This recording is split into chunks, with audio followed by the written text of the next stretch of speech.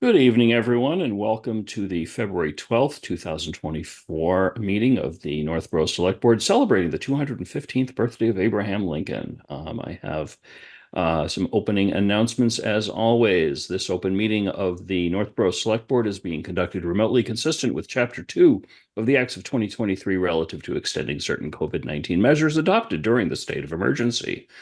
All members of the Northborough Select Board are allowed and encouraged to participate remotely. The Act allows the Northborough Select Board to meet entirely remotely so long as reasonable public access is afforded so that the public can follow along with the deliberations of the meeting. The public is encouraged to follow along using the posted agenda unless the chair notes otherwise. Members of the public who wish to view the live stream or the recording of this meeting may do so by going to Northborough Remote Meetings on YouTube via the link listed on the agenda. Ensuring public access does not ensure public participation unless such participation is required by law. This meeting, as always, will feature public comment. I will now go around the virtual room and make sure everyone can hear and be heard in the order on my screen. Kristen Wickstead. Hello. Laura Zeiton, Here. Lisa Maselli, Here. Julianne Hirsch, Here. Town Administrator Tim McInerney, Hello, here. and Assistant Town Administrator Diane Wackel. Here. Excellent. We also have Owen from Northborough Cable with us for the technical assistance. And with that, let's get started. First up, we have a couple of sets of, actually, first up, as always, we have public comment. Before even the meeting minutes, if there is anyone in our virtual audience that wishes to speak to anything, ideally things that are not on the agenda, but even if they are, that is fine. I'll be happy to recognize you. We already have a hand up. Ginny Lemmerman.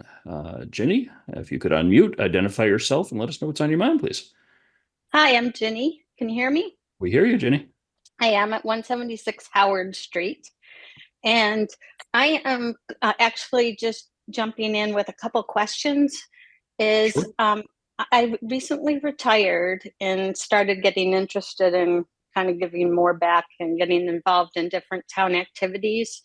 And I found a group of people that were calling ourselves Sustainable Northborough. But one of the issues that we're finding is it's hard to figure out who's in charge of what in the town in terms of issues. And so because they're all separate meetings, is we just kind of need to know which meeting do we need to go to follow this issue. And so we're trying to kind of put together things that are environmentally related for the climate change and sustainable growth. And Mitch, I sent you an email this afternoon about an idea we have of kind of helping other people in Northborough quickly get an idea of what's going on without having to sit through as many meetings as you folks have to sit through. And so I sent that on to you, Mitch, just to let you know about a series of educational like walk and talks that we're trying to put together for most of them in April.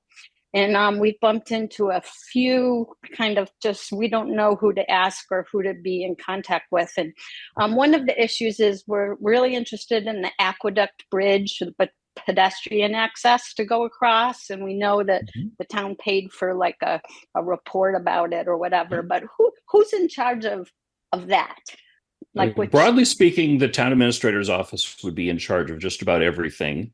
That particular one, I believe, falls underneath that with the town planner.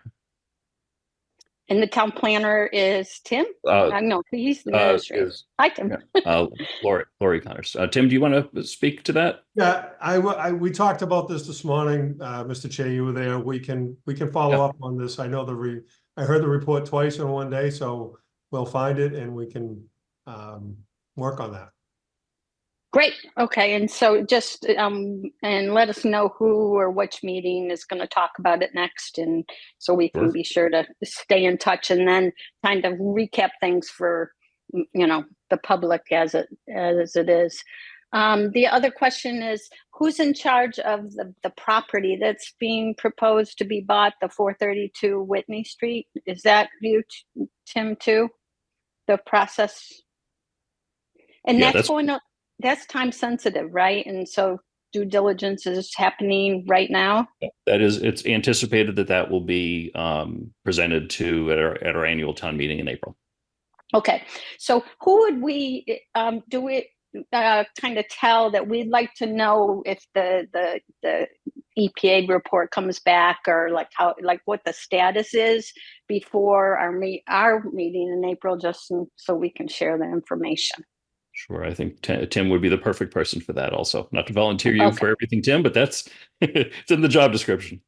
No, I Great. think- And Well, Ginny, you want me to answer your question through the chair? sure. So when Gene, right? Did we meet with Gene this morning? That was one of the folks that is interested in this committee. Yes. A, in this report, and B, she wants to provide some kind of technical oversight of the soil sampling. So I can give an update to the board on that now, or I could cover it in my. Yeah, why don't you cover it in reports a little bit later in the meeting? Okay, that's all I've got. Mitch, you can forward my email to Tim now. I didn't know who to Yes, send I it will. to I'll when I make sure knew to you. send it out to everybody on the board. I've been out all afternoon, but I did see your email. I'll make sure everybody has it. No problem. Thank you so much. Great. You folks are doing a great job. Thanks, Ginny. All right, have a good night. Okay, is there anyone else from the audience that has anything for public input? If not, we will continue with our agenda, going once, going twice. Okay, moving right along to meeting minutes. We have two sets. We have December 18th, which underwent some revisions, and were distributed to everybody. Would someone like to make a motion or have any comment on that? Don't have any comment on the 18th. So I would move the board to approve the December 18th, 2023 meeting minutes as now presented. Second. Okay, motion made by Lisa, seconded by Laura. Any discussion? All those in favor, Lisa, Aye. Laura, Aye. Julianne, Aye. Kristen. Hi. I also vote aye. Vote is unanimous in favor. Meeting minutes of December 18th are approved. And next up, we have January 8th. Does anyone have any comments on that? Is it possible to postpone this? Because I did want to make some updates to my report. I just didn't have a chance, and I apologize for that. But if I can come back to that one at our next meeting, that would be appreciated. It's fine with me. Anyone have any objection? Nope, I agree. Okay. Okay. Thank you. All right. So January 8th, we will take up at our next regular meeting. And if Thank you. anyone who has any comments, get them to the office and we'll get them amended as Thank you. appropriate. Sure. Oh, yeah. With that, we will move on to municipal aggregation. Diane, do you want to kick us off for that, or Tim? Tim, you want to speak to that, or you want me to? Sure. As the board knows, you passed some legislation at town meeting that allowed the community to aggregate the entire load of the community, and we are kicking off the comment period now, starting tomorrow. It'll run until, I think, March 16th is the date. Marlena Patton is here. She's the consultant. Want me to bring her in? You could bring her in and we Okay. can start that public comment period. Excellent. Very excited about starting this process. Yes. Okay.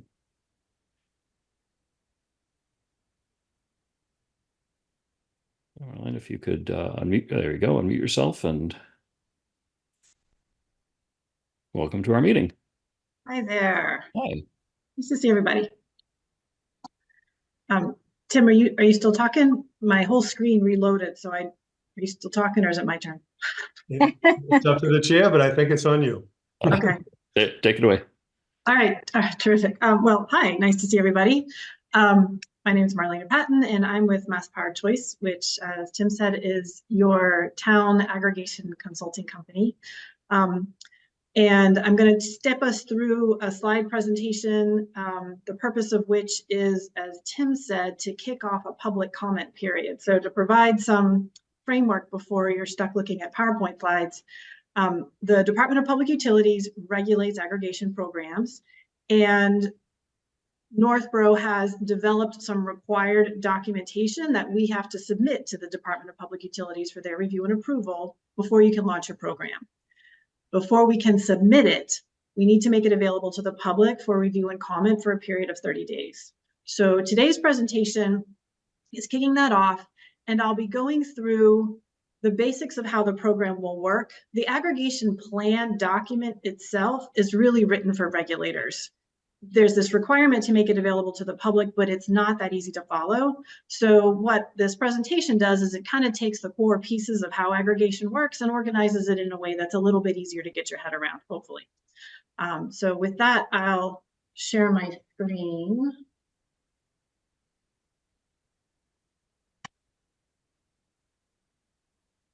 Just a second.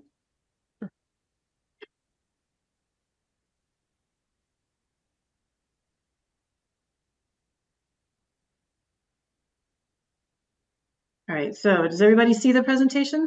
We do. And a quick question before you begin. Do you prefer us wait for questions or ask questions as you go?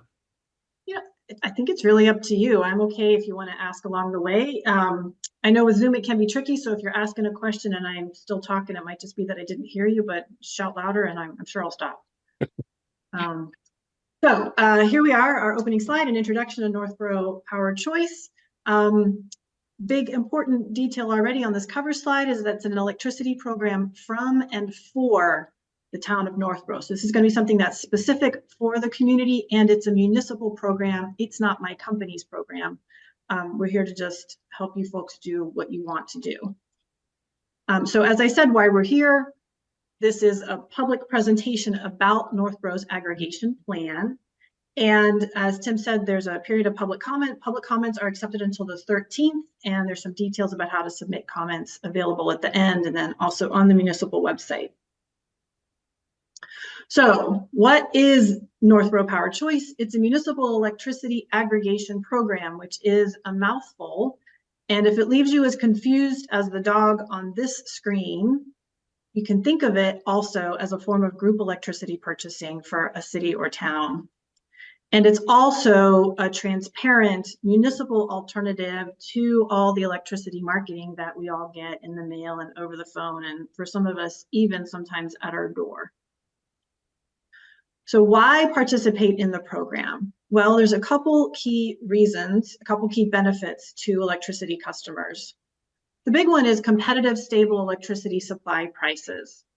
We all are probably still in therapy from last winter when National Grid's prices skyrocketed to the highest in 14 years.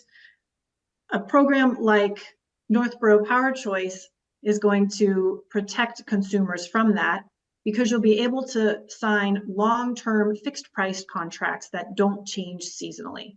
So it's a big, big benefit, that predictability in your price, your electricity supply. A piece of that is that the program has the potential to provide savings compared to National Grid's prices as well. But it's important to note that we can't ever guarantee savings, and that's because Northborough is going to sign a long-term fixed price contract, and by law, National Grid has to go out and buy electricity every 6 months or less. So their prices fluctuate every 6 months or less, and we don't know what their future prices are. But the hope is that the program is going to be able to provide some savings compared with the average of National Grid's changing prices. And then another big benefit is consumer protection. So this really makes the program distinct from a lot of those private offers that I mentioned. One of the big ones is that you can leave the program at any time with no fee or penalty. So sometimes when you sign up with a private company, you have to agree to participate with them for a period of time. And if you try to move away before that, you get $150 termination fee on your electric bill. That's not going to be a part of Northborough Power Choice. Consumers are always going to be free to leave whenever they want with no fee or penalty. There are also a lot of protections around consumer information, and the supplier is not allowed to use it for marketing to consumers without the town's permission, which pretty much means the suppliers can't use it to market to consumers.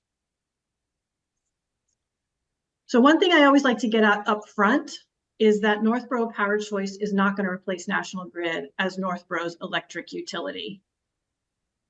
National Grid has a geographic monopoly.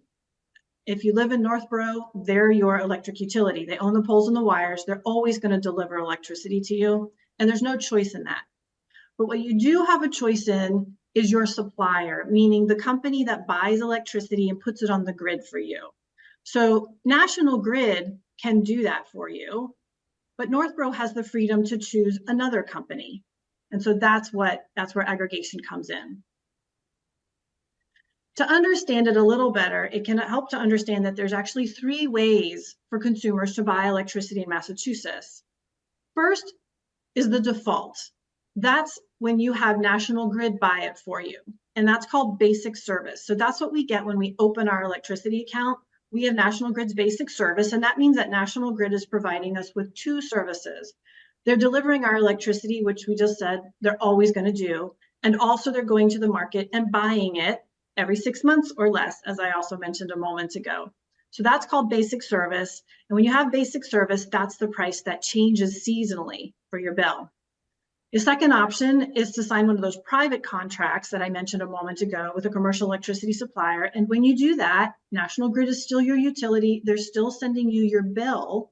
But when they calculate your bill and they calculate the supply services charge on your bill, they're going to use the price that you secured with that private contract to calculate that piece of your bill. So you no longer have their basic service, you have a contract with a private supplier. And then the third option is if your city or town signs a contract that you can benefit from. So that is what aggregation is, and that's what Northborough Power Choice is. So in that case, National Grid is still your utility, they're still sending the bill, but when they calculate the supply charge on your bill, they're going to use a Northborough Power Choice price to calculate it. Did I hear a question? I felt like I heard a voice. Everybody still good? Okay, I'll soldier on. So here's a picture of what I was just trying to describe with words. So before Northborough Power Choice begins, we have National Grid providing 2 services there on the left side of the diagram, supply and delivery. And we have the customer on the right side. We're over there receiving electricity and delighted. With Northborough Power Choice, you'll see it's really the same diagram. It's just we put the supply part in a different color, but it's the same components. So that means we've got a new entity as the supply part, the company that goes out and buys the electricity and makes sure it's put on the grid for us. The National Grid is still there, connected to the end user with no change in that relationship. They're still delivering electricity. There's no interruption in that. That whole piece is still working the same way. It's just that supply piece that's changing. Now, within Northborough Power Choice, there are going to be options that have different prices. So we mentioned that when you have basic service, you have the basic service price, and that changes every 6 months. And that's just one price, for example, if you're a residential customer. But Northborough Power Choice is going to give consumers 2 options. The first is going to be Northborough Standard, and that's going to be what's called the default, meaning the town has to choose one that you get if you don't request something else. So that's the standard, and that's going to be the cheapest option in the program. Northborough Standard is going to have the minimum amount of renewable energy required by law. All electricity has to have some renewable energy. That's a state law. So it'll have the minimum amount required by law, which is the same as what you get from National Grid. So it's really going to give you the same electricity mix you get from National Grid, but a Northborough price for it. So it's the cheapest option that you're going to be able to get doing the aggregation, and the town's decided to call that Northborough Standard. There's also going to... Quick question. What's the percentage right now of the renewables in the basic, or what you're proposing as the standard? This year it is 62%. Okay. And within that, there's a bunch of different categories. 24% of that comes from what are called Mass Class 1 RECs. That's the high quality, newer renewable energy projects in New England that environmental advocates value. And then the rest is a mix of older renewable projects, some stuff that is renewable, but not necessarily clean, like trash to energy, and some stuff that is clean, but not necessarily what we would call renewable, like nuclear. Okay. As I was saying, there's going to be an option in the program. You're going to have to ask for it. It's going to cost a little bit more, and that's Northborough Green. So that one you can choose if you want to get 100% of your electricity from renewable sources, but it's going to be an option. It's not the default. And then if you don't want to participate, and nobody ever has to participate, there's the National Grid's basic service. It's always there. You can always opt out of the program. And as I said, it's really the same electricity mix as Northborough standard. It's just the National Grid price for it. And that's the price that changes all the time. Northborough's price is going to be a long-term fixed stable price. I have a question Sure. on that prior screen. I know you're proposing with this two options with a sort of the cheapest as the standard, and then one sort of a buy-up option for 100% renewable. I know a number of towns are doing three options, which is Yep. something I would like us to consider, where the default would be somewhere in the middle, maybe 80% renewable or something like that. That would be the default. And that's because a lot of people in town are, of course, concerned about the price of electricity. A lot of people in town are also very concerned about the environment. And I think that strikes a reasonable balance. And the towns that have the middle choice also will have a basic. That would be if your priority is cost and cost alone to go down to the minimum. And then, of course, the 100% if your primary objective is the environment and renewables. So I assume that we can craft that type of plan as well, correct? Yes, we would need to revise your aggregation plan and the materials before we submit everything to the DPU, correct? Yeah. All right. Laura, did I see your hand up? Yeah, just a quick question. So will people have the option to choose whichever one they want, or do we as a town have to pick one and then everyone has to adopt that option? So the program's always going to have the options that you include in it, whether that's two or three. The town has to choose one that's the default, meaning the one people get if they don't choose something else. Got it. Okay. So when this presentation is over, I think I would like to hear from members of the board on any thoughts to any alterations that we might want to make to these documents, so the public can have a chance to comment on. We don't have to do that right now, but that's certainly an item that I'm interested in having us discuss and coming to consensus one way or the other on that.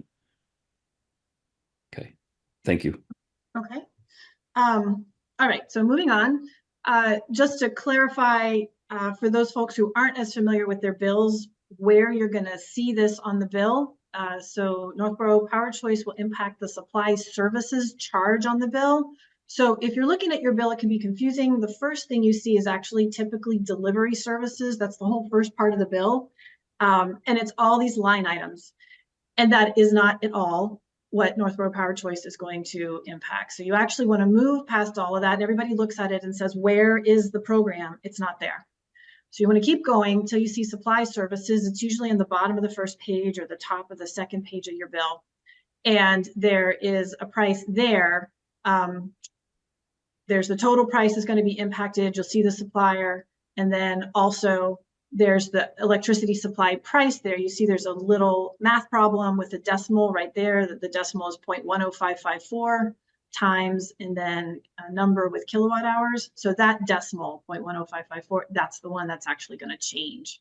And then also the supplier name will change, but you're not going to see any other changes on the bill. That's it. Now, the program is going to change that part of the bill. And depending on which option you choose, you might get more of your electricity from renewable sources. The good news is that this is not a program that's going to completely revamp everything. As I said before, National Grid is still going to be your utility. And that really means your primary relationship for electricity as a consumer is going to remain with National Grid. So they're still going to deliver your electricity. You're still going to call them if the power goes out. They're still responsible for addressing power outages. They're the ones who are going to send the bill. You're going to pay them. And it's the only electric bill you're going to receive as a participant in this program. This program does not result in you getting a different or separate bill. And importantly, if you're eligible for any discounts from National Grid, like a low income discount, you're still going to receive that discount or whatever discount you're eligible for. Participating in the program is going to be very easy, and that's because most people are going to get automatically enrolled. It's a state law that electricity aggregation programs have to use an automatic enrollment model. That isn't something Northborough has a choice in. Specifically, the folks who will be enrolled will be those who have not signed a private contract with an electricity supplier. So if you have National Grid's basic service, you remember that's the default. That's what you get when you first open your account. That's the price that changes seasonally. If you have that, then you're going to be eligible for automatic enrollment in the program. But it's not going to happen secretly. You get a formal notice in the mail from the town bearing the town seal before you're enrolled. And I make a point about the town seal because all these electricity suppliers have gotten wise to the fact that aggregations are happening and they start to make their materials look kind of municipal in style. And that confuses a lot of people. So it's just really important to know to always look for the town seal, to know you're looking at something that's legitimate and trustworthy. Of course, it is against state law to use the town seal if you're not the state. Yeah, right. Yeah, and then there's that, yes. Yeah. And then as I mentioned before, participation is never required. So there's an automatic enrollment model, but it doesn't mean you have to participate. You can opt out before you're enrolled, and you'll get that notification in the mail about enrollment and plenty of time to do that. You'll have 30 days to opt out, or you can try the program and opt out later with no penalty or fee. So some common questions. What if I don't have basic service and I signed a contract with an electricity supplier already? You're not going to be automatically enrolled. Your contract is going to be honored. You're not going to be on the mailing list for that automatic notification, enrollment notification mail that goes out. But you can join. You'll just need to go on the website and fill out a form or call customer support and provide your account information. So it's going to be easy to join. You're just going to have to take a step. What if you have solar panels or you participate in community solar and you've been getting credits or incentive payments? None of that changes either. It's completely independent. And specifically, something people worry about a lot, there's no change in how your credits or your incentive payments are calculated. You can change to a different electricity supplier and a different price for the supply part of your bill, and it won't impact how those credits are calculated. And so it actually means they might go a little further. They'll continue to be calculated based on the basic service price, which could be higher, but the underlying bill you're applying them to could be lower if Northborough gets a really good competitive price. So it can work really well. A question about that somebody asked me. I don't have solar panels on my house, but a number of people do and participate in net metering programs that essentially sells electricity back to the grid when there's a surplus in the house. Is that then sold then at the national grid basic rate, or is that sold at the same price that customer would currently be paying if they were using electricity? Net metering credits are based on the basic service price. Okay. So if the customer has basic service, well, back up. So they're based on they're calculated based on the basic service price. Their calculation is not connected to the supply price that the customer is paying. Okay. So that's what I was saying, that if you participate in community solar or you have panels on your roof and you're getting credits on your bill, there's no change in how that stuff is calculated. The only change is in the price that you pay for the electricity you're buying. And that's how this program really impacts you. It impacts you when you're buying electricity from the grid. So if your solar panels are producing all day, you're not buying electricity from the grid, but they're not producing at night. So you have to buy some. And then you're getting credits for that production during the day if you sold some back into the grid. And those credits are calculated based on the basic service price, but that bill you get is going to be calculated based on the Northborough price. And so those credits might go a little further than they would if the bill and the credits were both calculated based on the basic service price. Okay, thank you. Sure. And then finally, low income discount. If you're eligible for that, you still get it, no change. Tell everybody this is something people worry about. You're still going to get the low income discount. That's a discount that goes on the total bill. So it gets calculated, the supply charge gets calculated based on the Northborough price, the delivery charge gets calculated based on the magical formula that exists for that, and then the low income discount is applied on top. So the timeline is here, and I'll offer a big caveat that there's a lot that's changing now. So this is the timeline that we've kind of been using for a while. Everything starts with a public vote on the far left, which Northborough did, and we're in this aggregation plan development and public review phase, this first blue bar. And once we get done with this public comment period, then we start the regulatory review process, which is this big long green line, and it says 12 months or more. And that's because that has been the recent history. You may have heard that the DPU got a little slow and approvals were taking 12 months and often longer. They have been working very hard very recently, I'd say starting in December, to try to figure out a new way of doing things. And things do seem to be moving in the right direction. We've been collaborating with the other consultants and participating in technical sessions with the DPU to come up with a new set of guidelines for how aggregations are going to work. And included in part of that is an accelerated review and approval process for the DPU. It hasn't been finalized yet, though, the new guidelines, and I can't give you an idea about when. But within them, the last version I saw indicated that their review would take just a few months as opposed to a few years. So we're very optimistic that Northborough is not going to have the same experience that everyone else has had. And in fact, for some of the programs we've more recently submitted, even though there aren't new guidelines in place, the DPU has already been moving a little bit faster. We can see it. So we're optimistic for you folks. So once we get through that regulatory review process, which is not something we have any control over, but we're hopeful about, that's when Northborough goes out and signs an electricity supply contract, that second yellow bar there.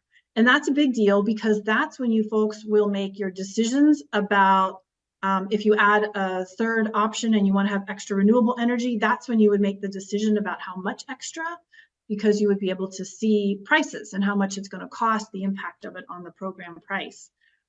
That's when you'll choose your electricity supplier, you'll sign a contract, lock in prices, and you'll know when the program's going to launch. So then we have all the details we can give to the public. So after that comes that second blue bar, public education and outreach. That's when that notice goes out that I mentioned in an earlier slide about automatic enrollment. So that's when that notice gets put in the mail. There's public education, public information sessions, social media, press release, that kind of thing. And once we get through that period, which is about 6 to 8 weeks or so, then the program launches. And it's actually kind of an anticlimactic. You know, at that point, people just start seeing the price on their bills. So how is everyone going to get more information? That's often what people want to know right about now. I mentioned that last blue bar in that previous slide, that outreach and education period is about 6 to 8 weeks before launch. And that's when you get that notice in the mail, announcement, a lot of what I just said.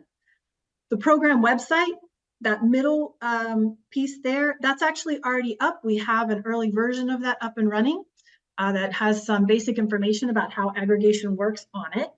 And customer support is also available. Our team is already able to take calls and answer emails if folks want to write in with questions. So that's just a snapshot of part of the homepage. So you can stop by and take a look at that. And then just to wrap it up, back to the original purpose, public comments are accepted until March 13th. The aggregation plan and the associated documents that are available for public review are on the municipal website and northboroughpoweredchoice.com, and you can get hard copies as well. And you can get information on how to submit your written comments on the municipal site or Northborough Powered Choice also. So that wraps up my presentation. I'll stop sharing my screen. Great, thank you. I do see one hand up from the audience, but I want the board members to ask some questions, and then we'll do that. Lisa, I see your hand up. Hi, the contract that we're signing, what is the time limit on that? Is it a 2-year, 4-year, 6-year? What's the actual contract time we will have? The electricity supply contract, those are typically 1 to 3 year contracts. Going out longer than 3 years is pretty risky, given that the electricity supply market is constantly changing like any financial market. So typically communities are signing 1 to 3 year contracts. Okay. And do they, is there an additional charge for all the assistance that we're getting, or is that paid for by the electric company? So you mean how is my company getting paid? So our fee is baked into the price, actually. So we don't get paid now. We're not getting paid now. We get paid once the program's launched, and we're paid the way an electricity broker is paid. There's a small portion of the price that the electricity supply company offers as a contract price that will then come to us. They'll cut a check to us. Okay. Just on a personal question, I have two different bills that come to my house. Does the town know that I have two bills? How would they know? Is the information coming from the electric company? National Grid will provide all of the account information. Yep, we get it straight from the utility. Okay. And when will we know what the amount is going to be? Or have we already secured an amount? You mean the price? So that is not something that's going to happen until after the regulatory review process is finished and you get regulatory approval. Then the town will go out to bid and get prices from multiple electricity supply companies, and we'll help you do that. And you'll sign a contract at that point. So it's pretty far down the road. Right. And will the homeowner get a notification individually about this amount and the contract? So they have a copy of it? Yes, so that's the mailing that I was referencing. So anyone that's eligible for automatic enrollment gets a notification in the mail. It's a regulatory requirement that it has to be presented as an official town communication. So we'll bear the town seal, and that really helps folks weed out weed out the marketing and understand that this is a legit communication. But yes, that goes out after you sign that supply contract. Then that mailing goes out. Your electricity supplier will cover the cost of it. So the town is not bearing the cost of that mailing. They'll cover the cost and implement it. And then consumers will have 30 days to look it over, look at the prices, look at their options, and decide if they want to be automatically enrolled or not. Great, thank you. Okay. Other questions from the board? I've got a couple other questions. The one thing that I believe that we can do through one of these, similar to how your company gets a tiny little percentage of the bill, I know a number of towns fund sustainability efforts within the municipal government through a similar model. Is that part of what this proposal has right now, or is that something that we also ask you to add in? So the town decided not to include, you're talking about an operational adder.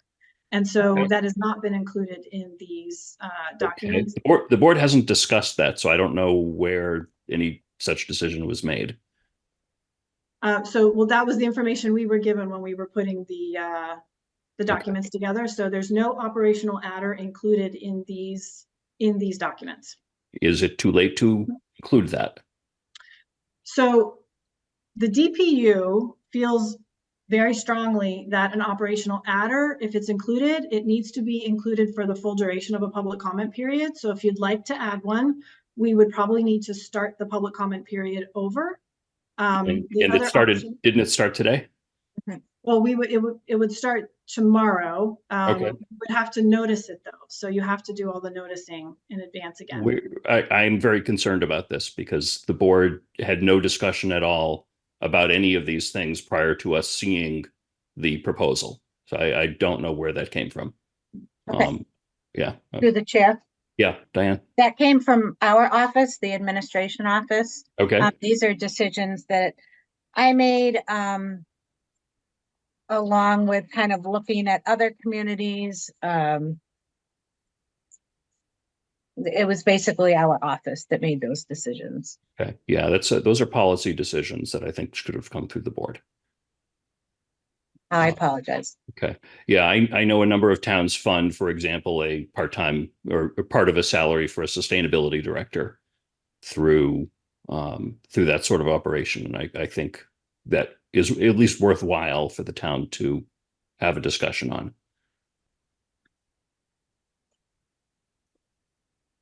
Okay. Another question, if someone, you mentioned earlier that somebody could opt out and go with a separate provider. If somebody did that, can they then opt back in? Yes, with a caveat. So people can opt back in, but they're not necessarily going to get the program price if they opt back in.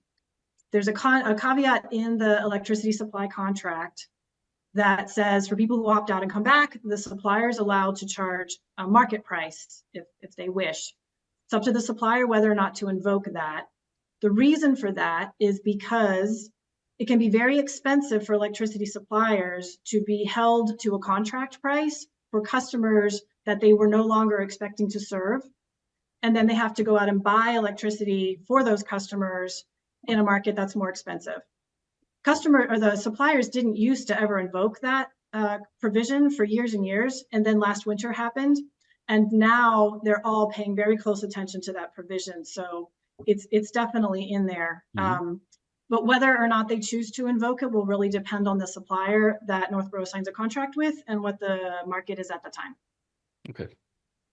Thank you. That's good information. And my last question for now is the public comment process that is open until March 13th or whatever the date turns out to be. Who are those comments going to, and who reviews them to see if there are any changes warranted? So I don't know who is on the receiving end of the email address that was set up. I don't know, if, Diane, is that something Yeah, that you that would could? be our office. Okay. Okay. Yep. Yeah, that was really the question. Does it go to the town or does it go to your company? Yeah, it would come to our office. Okay. And if comments come in that we want to make changes based upon those comments, we can still make those changes at that point? Yep, that is the purpose of the public comment period. Okay. But for example, that operational adder, we would not be able to make those changes without starting the process over again? That is my understanding. We actually have specific experience with that. Okay. We had a community that did a public comment period, and after that decided they wanted to add the adder. And we got into the DPU review and approval process, and it became a huge sticking point, and we had to take it out of their aggregation plan because it hadn't been publicly made available for review. Okay. And the question about having 2 versus 3 choices, is that something that would also trigger that process, or is that a little bit simpler? Nope. Your aggregation plan actually specifically says that the town will have, actually, let me look at the wording because I actually looked at this morning. The wording is initially, comma, there will be 2 products. And then it goes on to say additional products may be added with the approval of the select board. So that's the language that we've gone out to the public with. So I think that gives you guys an arguable reason that you could change that if you wanted. And we could change that for launch. Yes, we would want to change it before it goes to the DPU. We couldn't change it after they've given approval, but we should be able to change it before we submit it, correct? Okay. Okay.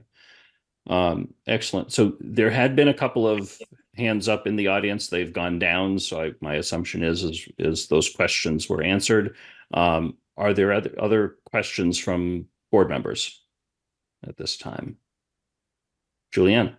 So when do we discuss this operational adder? This would probably be the time to do that. Yeah, the operational adder. I think we should, I'd like us to have a conversation about the 2 versus 3 options also, so that Marlena has something to go on there. Did you have a thought on that, Julianne? Well, I'd like to know some numbers, like how much more would it cost the customer, and what kind of money would the town receive? So I can help with that. The way it's done is you ask for up to a certain amount from the DPU per kilowatt hour, and the typical amount is 1/10 of a cent per kilowatt hour. We haven't seen them approve. I don't think I've seen them approve more than that in a while. So it's typically 1/10 of a cent. And for Northborough, I think that would be a maximum of about $50,000 per year. And a person's bill? Sorry? How would it affect the average bill? So if you think of the price, say your price is 10.1 cents per kilowatt hour, that 0.1 would be the adder price, and you would multiply that by however many kilowatt hours somebody uses. So let's just say, for example, if I do the math right now, somebody uses 650 kilowatt hours per month, that would be an extra 65 cents, I think, per month. The caveat for how it can be used is it's considered a program fee under municipal finance law. So it must be used for the benefit of program participants. It has to be a direct tie. In recent years, the DPU has only approved this for a municipal staff person who works on the program for the portion of their time that is used for the program.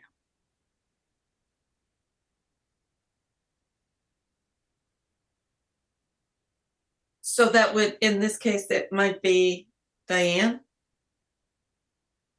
Yes, it could be. You don't have to necessarily hire an individual person. It could be a portion of somebody's salary.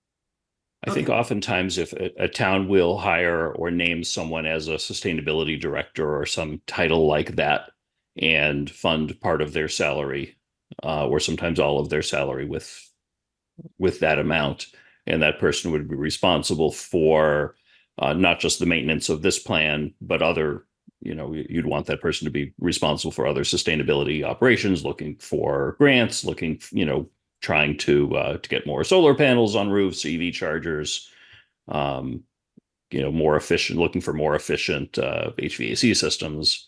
Could be any of those things, as well as outreach. And I imagine there would probably be some cross interest in recycling and things like that aren't sustainability in the same way, but in terms of electricity, but in other ways, I think would be eligible. So it has to be used for clean energy or something in that whole realm. It specifically has to be used for the purposes of the program. So it is not the case that you could use this money for like a recycling program.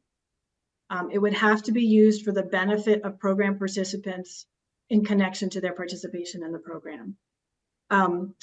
I see that my colleague Paul Gromer actually was just able to join us. He finished up another thing and he can actually talk further about the adder. Would it be possible to bring him in? I'll do that now. Hey, Paul, if you could unmute, turn on your camera if you'd like. I guess introduce yourself, and it sounds like you're already following the discussion. Hi, Paul. Yes, thank you very much. Thank you for joining me. Sorry to be a little late for the start, but I'm happy to talk more about the adder if that would be helpful. But really, just to echo what Marlena said, which is that you're exactly right. Many communities do have an adder. The requirement is that because it's a program fee paid by program participants, it be used for the benefit of the program. And often it's used for a staff person. And how you define the program, there's a tiny bit of flexibility. So you could define the program as just the program in the most narrow sense, or you could define the program a little bit more broadly and provide, for example, enhanced information to residents about clean energy initiatives and other things, and make that a part of your program, which would give you a little bit more flexibility in the use of the funds. And then I can also add or echo something Marlena said earlier, which is that this whole area is an area where the regulatory requirements are in flux. And the new Department of Public Utilities commissioners appointed by Governor Healy are starting to take a more flexible view about what the program is and how these funds can be spent. All that hasn't been decided yet, so we're in a gray area now, but there's a possibility for more flexibility for you in the future. And then I'll just also echo what Marlena said before, which is that if you did want to add this, and 100%, you can make any changes to this plan you want. It's your plan, right? So we've drafted up a draft for you, but it's for your consideration. You can change it all you want. The only limitation is if you want to make a major change, you just start the public comment period over again, but it only starts tomorrow anyway, so there's not a big loss there, but complete flexibility for you at this point to shape this however you'd like it to be. Great. Could we, in theory, so that I'll call it the dollar amount, but it's a 1/10 of a cent amount for an adder. Is there flexibility that we can make over time with that?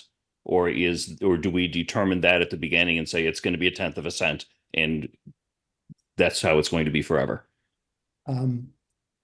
That's a really good question. So you've put your finger right on the heart of something that's in flux here. To what extent towns could revise this. I mean, certainly you could revise it if you wanted to go back to the DPU again and get their permission. But I'm sure what's behind your question is what could the town do by its own decision, and whether you could increase the amount without going back to the regulators I don't know yet how they're going to come My about. my thinking is actually, could we decrease the amount at some point? So, for example, if we decided tonight that we do want the program adder, and it's, that it's a tenth of a cent, could we later, if we get significant public comment that people don't like this idea, could we turn that back to zero at some point in the future? Or if, let's say, in 3 years, we hit a period where the costs have gone up considerably, and maybe at that point the board says, you know what, people are going to be paying even more for electricity now. Maybe at that point we're not getting a lot out of the use of those funds. Maybe for this contract, for the 6 month period or year period or whatever, we zero that out or put it down to, half of a tenth of a cent. And then go back up to the tenth of a cent later. Is that flexibility available? Yes, absolutely. And Okay. that's built in. So what you'd Great. be requesting is approval to collect up to a maximum amount. And you can always Excellent. collect less or zero. Okay. And That's is great.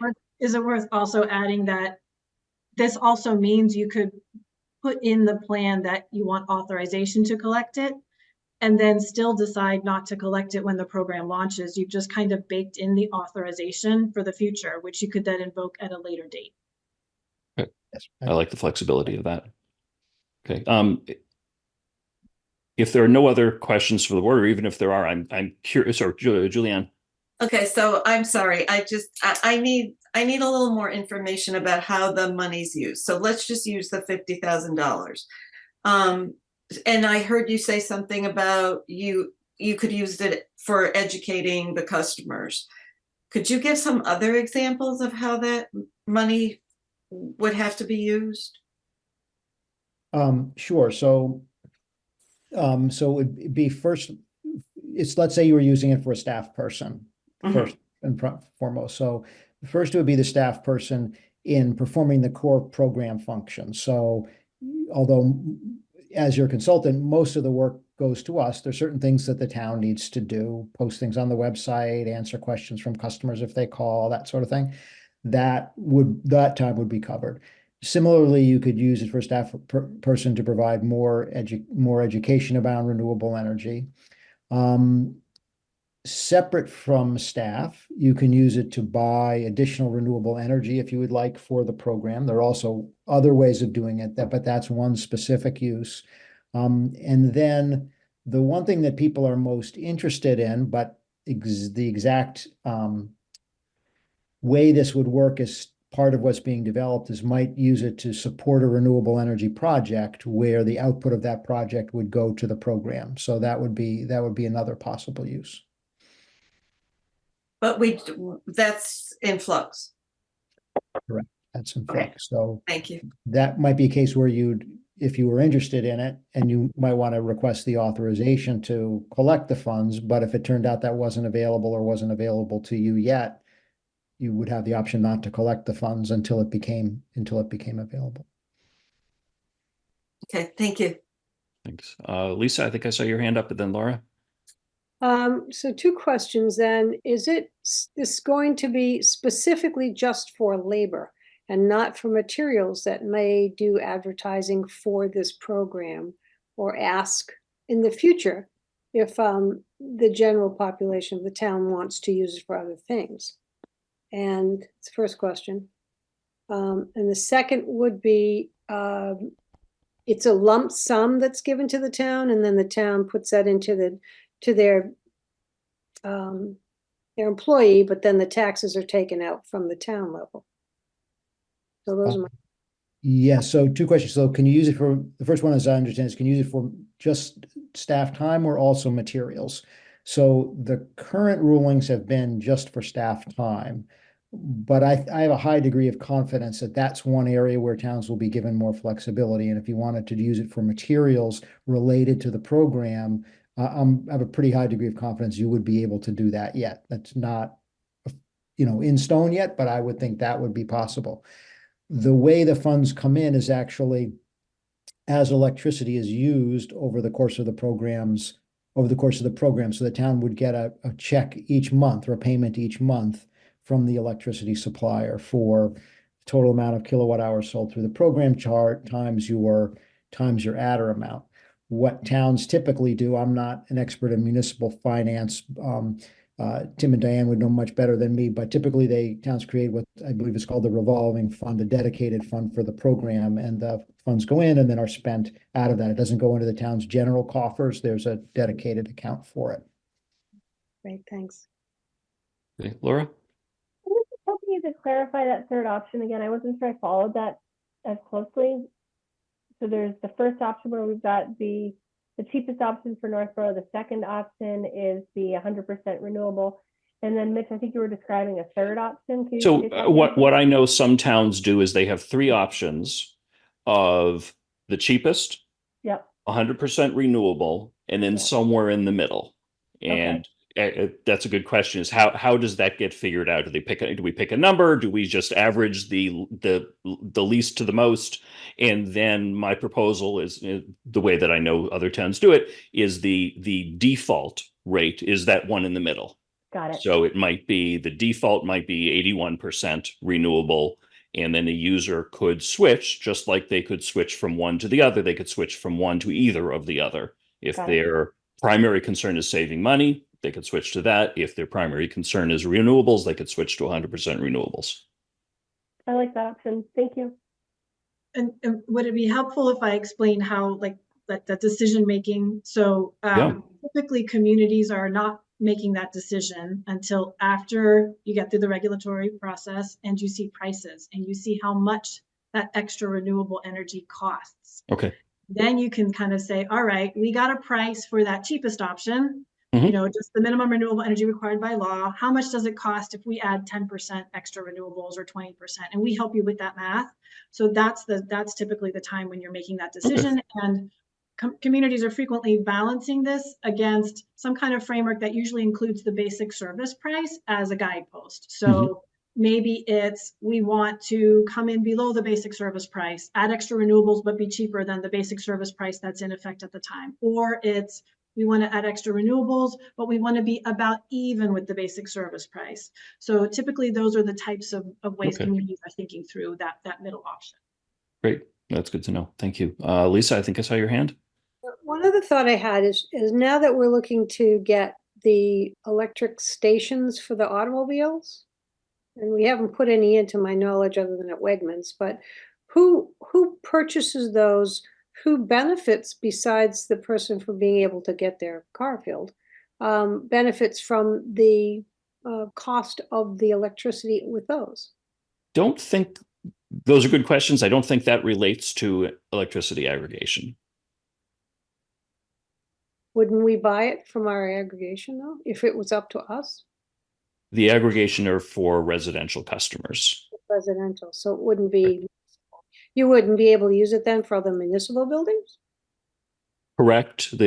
Tim, you could, or Diane, you could probably best answer this. We already have an aggregation for municipal buildings that's been in place for a number of years. And that would be if we bought some town-owned EV chargers. I imagine the electricity would come through that plan. Okay. That's accurate. Okay, great. Julianne.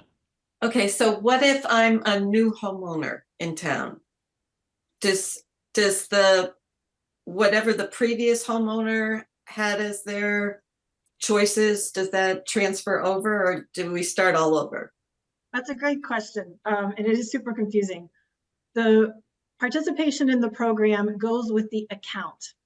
When a person moves out and a new person moves in, National Grid says, oh, it's a new account, there's a new account number, so they start over again. So that notice that I mentioned that goes out when the program launches that says you're going to be automatically enrolled, you have 30 days to decide if you don't want to participate, and here's the prices. That notice also gets mailed out on a rolling basis once the program's up and running to new electricity accounts that are opened in Northborough. And that balances the attrition that comes from people moving out. Thank you. Yep. Any other questions from the board? If not, sorry, Kristen. All my questions were answered. Okay, So thank great. you. I think we have a couple of decisions to make. One, the one we've talked about a bit is, do we want to have that operational adder in, which would trigger the start of, I guess, tomorrow's public input process? How does the board feel about having that? And again, I like the idea of give us the option, but make sure that that the option is in there from the start, and then we can decide the exact amount later. But if the common number to use is 1/10 of a cent, I think that's a reasonably good starting point. I don't want this to be a major source of funding, but I like the idea of it funding some additional sustainability efforts, which I think could be used to generate more benefit for the community than just the 1/10 of a cent alone. But Kristen. I think that's a great idea, and it sounds like we need to get that, in the wording now. So let's just jump right in with that. I think it's a really good idea. Okay. Other board members' thoughts? Julianne? So it will only be that we have the option once we get to, once DPU comes to us and says, now you have to make your final decisions, right? I mean, we don't have to decide what the percentage will be tonight. It's just an option. And could the option be no thanks at the end? Yes, exactly right. So what you would be putting in the plan, so you would be putting in the plan that the town is authorized to collect an adder of up to 1/10 of 1 cent. You wouldn't be committed to doing so, you'd just be authorized to do it. And you would decide after the whole regulatory process, once you're looking at entering into electricity supply contract, we see how expensive aggregation the electricity supply is, you would make your decision at that point. Well, I think public comment will help with that decision too. So, why not? I agree. Laura, I'm seeing I nodding. agree. Okay, Yeah, I Lisa, agree. any comments on that? I agree with everyone. I think it's a good. Okay, great. And then the other item, and I know, Marlene, you were clear that we could decide later about the 2 versus 3 options. I would like the presentation materials that the public sees to reflect what we seem to be most interested in, understanding that we can change it later if need be. I've heard from 1 or 2 board members, in addition to myself, that like the 3-point approach. Do we have any initial thoughts on that?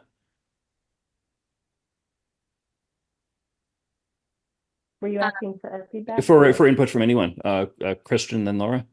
So I already pestered my husband into getting 100% like green energy or whatever, and I make him, or he keeps changing who provides it and whatever, depending on the prices. So I would go for the 100%, and I hadn't thought about that, but what you mentioned, Mitch, how some residents might want kind of a happy medium. So I think that's a good idea. It's a good option to add in.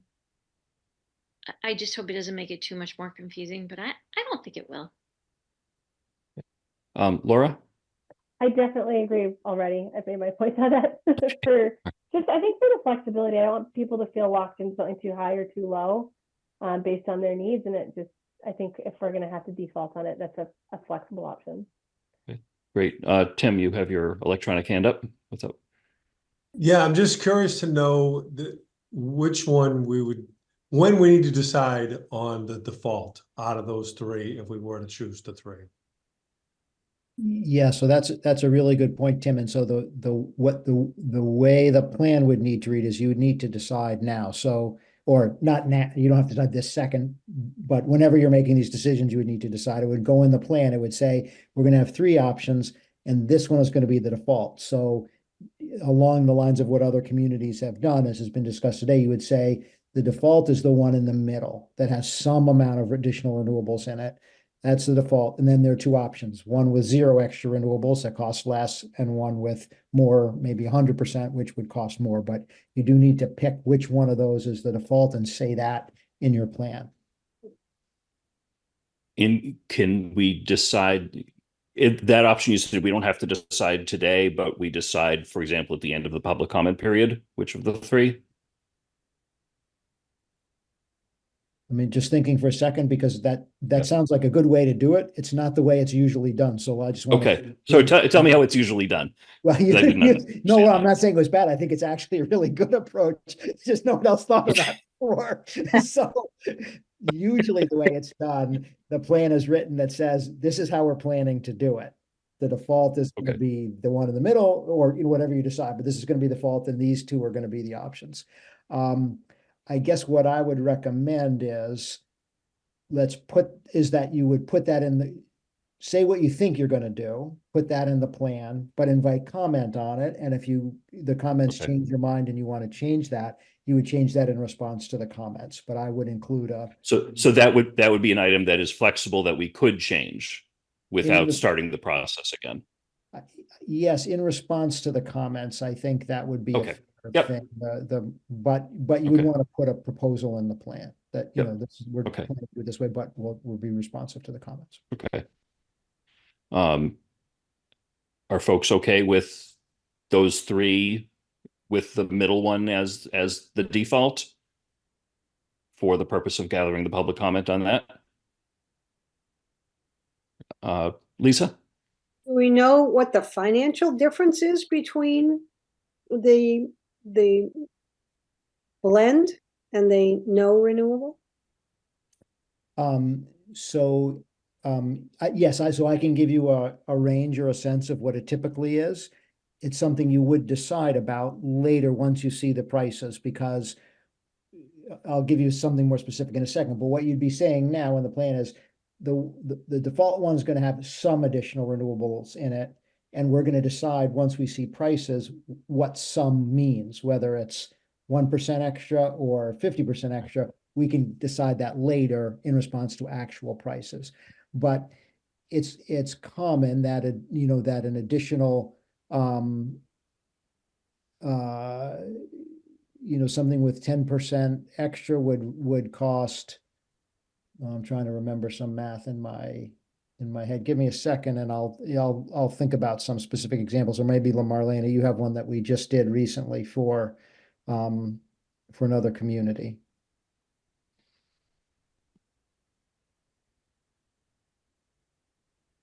Not much different. Well, it depends on the price. Yeah, so I'd say it would be on the range. It was typically on the range of, say, an extra cent in the tenth of an extra cent a kilowatt hour in the price for a typical customer, that would be on the order of like $5 a month extra. Yeah, so yeah, maybe you add in an extra 10 or 20%, and it's maybe like a penny or so higher than the cheapest option. And then the 100% renewable one is maybe like a penny or so higher than that. Right. So you might be looking at, if we did this, it might be X dollars for the middle one. It might be $5 a month cheaper, or for the least expensive, and another $5 a month more for 100%. Roughly speaking, and I know that's going to vary year to year, month to month. Okay. Yes. That's a good question to at least have a rough sense ahead of time. But again, that final decision isn't made until after we know the exact dollars. Correct. Okay. Good question. Did that answer your question, Lisa? Yes, thank you very much. Okay, good. I see a couple of questions up from the audience. Are folks ready for that, or does anyone else have any input at this time?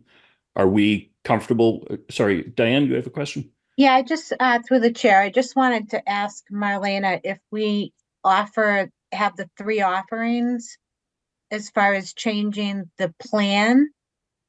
Is that something we would be able to do tomorrow? Updating the plan? Yes, I think Paul, you and I we need to update the plan and all of the other files tomorrow. Letters and everything, yeah. Yeah, we'd have to do that all. It would have to all happen tomorrow. Okay, I mean, we could make it a priority on our end as well. And that would start, that's when the comment period would start with all those updated files. Okay. Thank you. Tim, your hand, I don't remember if it's still up or is it up again? Yeah, it's up again. If I could just Okay. ask, and this is going down the road a ways relative to bidding, you know, do you guys recall, Paul or Marlena, anytime where the bid on the market has been so bad you've rejected them because they didn't compete with like the current rate for National Grid? And then so that's one, and the other is about timing after we get through DPU to go to the market. I don't want to give the community here and then the board a false expectation this is happening anytime soon, because I don't think it is. So I just want to cover those two pieces before we move on. Yes. So on the prices, the town always had, before you've launched your program, when you're taking bids for the first time, you always have the option to reject all of them if you don't like the prices that you see and if they're not attractive relative to the basic service price. You always have that option. It hasn't ever happened with us with the programs that we've done, where always in every case the town's received bids that it was that it found acceptable, but it's your always option to say no, we don't find these acceptable. So you always have that choice. You know, and then in terms of timing, I think most realistically, we would probably be looking for an approval and to get the plan launched like November, December of this year, I think would be a reasonable target where we are today, counting on the regulators being faster than they have been in the past. And I think that's a good expectation, a reasonable expectation. That's really good news to hear. Yeah. So, Mr. Chair, I can just follow up. If we were to launch, we go out to the market in November, December, and is it a January, February timeline for the new rate if we select one? Yes, exactly right. So you do your trying to remember exactly when you do, whenever the National Grid winter price is announced, which I think they've just changed the schedule, so I'm not remembering exactly, but let's say around November. Remember. Would mean you would launch it in December, January, February, that time frame, because you need to build in time to send out the letter to everybody, give them 30 days to opt out or not, that kind of thing. There's a little bit of a lag there. Thank you. That's all for me. Thank you. Great. All right. We've got a couple of hands up from the audience in order that they were raised. I see Michael Tejan. Michael, if you could unmute, identify yourself, and let us know what's on your mind. Yes, thank you. Hi, this is Mike Tejan, 30 Auger Ave. Just a question and comment on the default rate. I guess I'm unclear why the default rate would not be the cheaper rate. As a working family with 4 kids, you know, we use up a lot of power. You know, so I would hate for, you know, a family to get pushed into even, you know, anything higher because they maybe missed a couple of pieces of mail. And then on top of that, if you were, say, you missed the notices and you didn't make a selection and you're defaulted to a higher rate, how often can you change that? Is it like the energy providers now where there's a fee to do that? If that was covered earlier, I came on late, I apologize, but those are my two questions. Thanks. I can take a stab at answering the question about changing program options. If you get defaulted into an option, or you just happen to choose an option that you're not comfortable with and you want to change that, you can change that at any time. There's no fee or penalty to move from one option to another within the program. That's great. Okay, that's good. And as far as, you know, making the middle choice the default, I hear from a lot of residents that, you know, their primary interest is keeping the costs as low as possible. I also hear from a lot of residents who are very interested in renewables and helping the environment. So I think that's why a number of towns have done the 3 options with the default in the middle as sort of the basic starting point, and allowing a family to make a choice one direction or another if they so choose. But it sounds like we can make that choice. We should make sort of an educated best guess now, but based on public comment. If a lot of public comment comes in, pushing us in one direction or another, we could do that. And we could also, in theory, choose 100% renewables as the default rate. I'm not suggesting we do that, but that might be appropriate in some communities. Thanks, Mike, for the comment. There was another hand up before. It has gone away.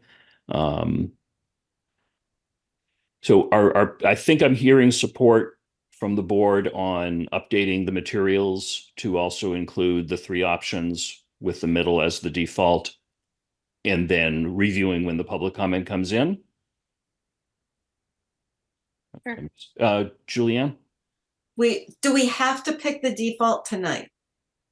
I think you said that we have to pick something tonight for the materials, and then based on if we get a lot of public comment for something else, we can use that public comment as justification to make a change in that item. Is that correct, Paul and Marlena?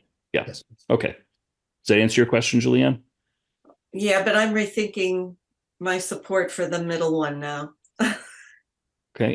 Any particular Yeah, constraint on that? I do. I hear what Mike Tejan was saying, that maybe we should do the least expensive, and those who are concerned about renewable still have the option. I'm sorry. Okay.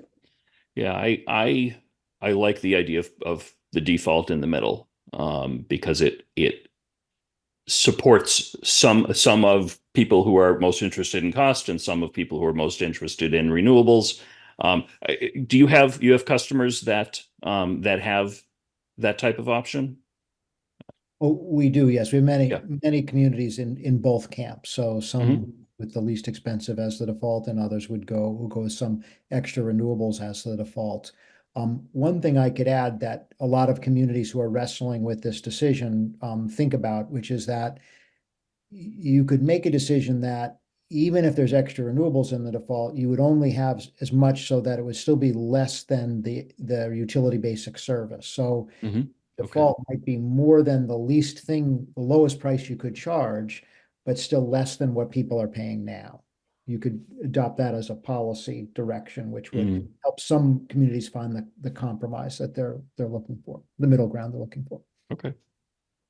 So I'll make up numbers just for the sake of trying to make sure that I understand this properly. Is, let's say the national grid rate is 15 cents. And we could do 13 cents as the cheapest. We could do 14.5 cents with additional renewables, and then 17 cents for 100%. We make the default the 14.5 cents. It's a little bit less than the national grid rate, but it might have 20% more renewables in there. That's roughly what you're getting at, correct? Yes, that's exactly it. Understanding I'm making up the numbers, but that's it. That's the idea. Okay. Lisa. What's the benefit to the renewals? What are the renewals? Renewables. It's using additional renewable energy sources. So residents buy their electricity through this program.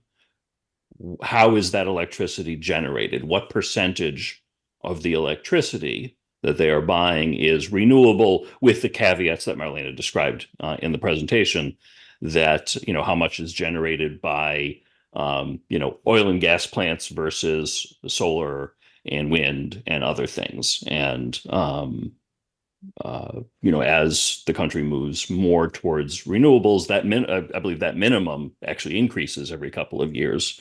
And you said that it's now at 62%. So I imagine that will continue to climb slowly. But many people are, like Kristen, as an example, buys her electricity now as 100% from renewables. Pays a little bit more for that, I'm sure. Yeah. So, and I do maybe pay a little more attention to the bills from the electric company when I started understanding that electricity can be generated from, lots of different sources, and some of them are really bad for the planet. And so background info, I have an electric car. So, and it's an all electric car. So I have to charge, and I mostly charge the car at home in the little charger in the garage. So I use maybe more electricity, definitely more electricity than I did before I had that car. So I wanted to see, well, am I, still like helping the planet at all by having an electric car if the electricity I'm paying for is being generated by some nefarious, thing that pumps black smoke into the, this is what I'm picturing in my head. So I wanted to do the research and pick green energy, so I'm just more climate conscious. Thank you. Well, I'm kind of getting going on from Julianne is in terms of the original default, because there's some people who are just, the least amount is Sure. to pay. There are absolutely there are, and there are absolutely people like Kristen that their default position is as much renewable as possible, and that's why I'm proposing something in the middle as recognizing both interests as valid. And if someone's interests are weighed in the extreme one way or the other, they have that option. And it sounds like they have that option to change at any time, which is great. I wasn't aware of that. I thought maybe you'd have to wait till the end of the contract period or something. All right. So, but we could get general public comments before we actually made that decision of which one. Okay. I see a couple of hands up in the audience. I'm going to recognize them, and then hopefully we can start to wrap up this conversation and move along. I see just the last name Sui. I assume that's Dick. If you could unmute yourself, identify yourself, let us know what's on your mind, please. Yes, can you hear me? We do. Okay, yeah, so it's Dick Swee, 230 Brewer Street. So my only comment was this process seems to get overly complicated. The major objective here is to come up with the lowest price electricity. I know people are talking about renewables, but the motivation here was to get cheap prices. This whole process started years ago, and we're still at the point of looking like we're starting out. At the time that this came up and was approved by the town, Westborough was paying 10 cents kilowatt hour, and Northborough was paying 33 cents a kilowatt hour. So my only concern is that in this discussion, Mitch, you brought up adding other options, that we're complicating this thing and we're losing the focus. The focus is to get cheap electricity costs, and the hope is that it gets generated in the best way. But my concern is by adding more complications, we're going to make this thing go out even further. It's already gone out years, and the extra complications are going to make the negotiations result in 3 options, with the lowest option being higher than it would have been had we all focused on what I think is the main motivation, which is getting the electricity price cheaper. Our electric, we have an all-electric home, which used to be an advantage, and maybe it will be someday, but we have bills that can range up to $1,500 to $2,000 a month. So when you talk about adding a little bit more cost per kilowatt hour, it means a lot of money. So I would say, let's not lose the focus.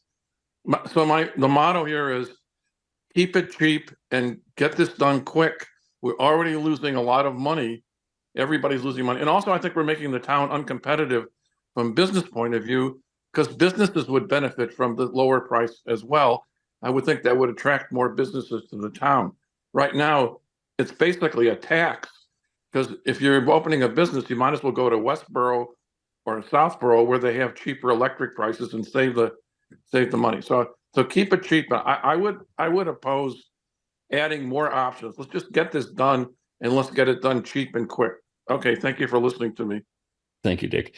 A quick question on that. Can businesses take advantage of this, or is this strictly for residents? I'm sorry, it's available to anyone in the town. Oh, Residents. okay. Oh, good. Somehow I thought it was residential only. So that's good. And yeah, obviously cost is a driving factor in why you would do this, whether it be the lowest possible cost no matter what, or the lowest possible cost that also gets you more renewable electricity. That that variation varies family by family, but cost is the driving factor in all this. And my understanding is making these changes now really doesn't slow us down at all. And we're not inventing something new out of whole cloth. We're talking about things that many other towns have done, correct? Yes, correct. Yeah. Okay, great. Let's see, Dick, I'm going to lower your hand because I don't think we did before, but if you have additional questions, feel free to chime in. Jay Cahill, I assume, Gene, I'm going to bring you in to answer or ask your question.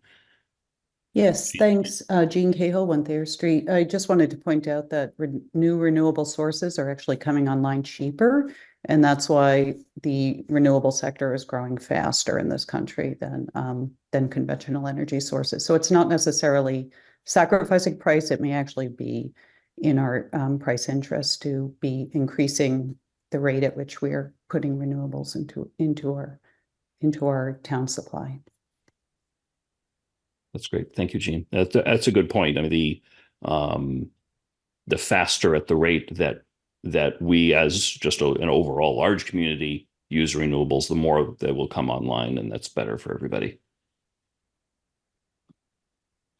Okay, so on the three, how do we feel? Are we comfortable with the presentation now being updated with three with the default in the middle? Again, based on public comment, that's something we have a lot of flexibility to change. We just need to know what the presentation materials need to look at as of tomorrow. Let's just pick one and then move on from this.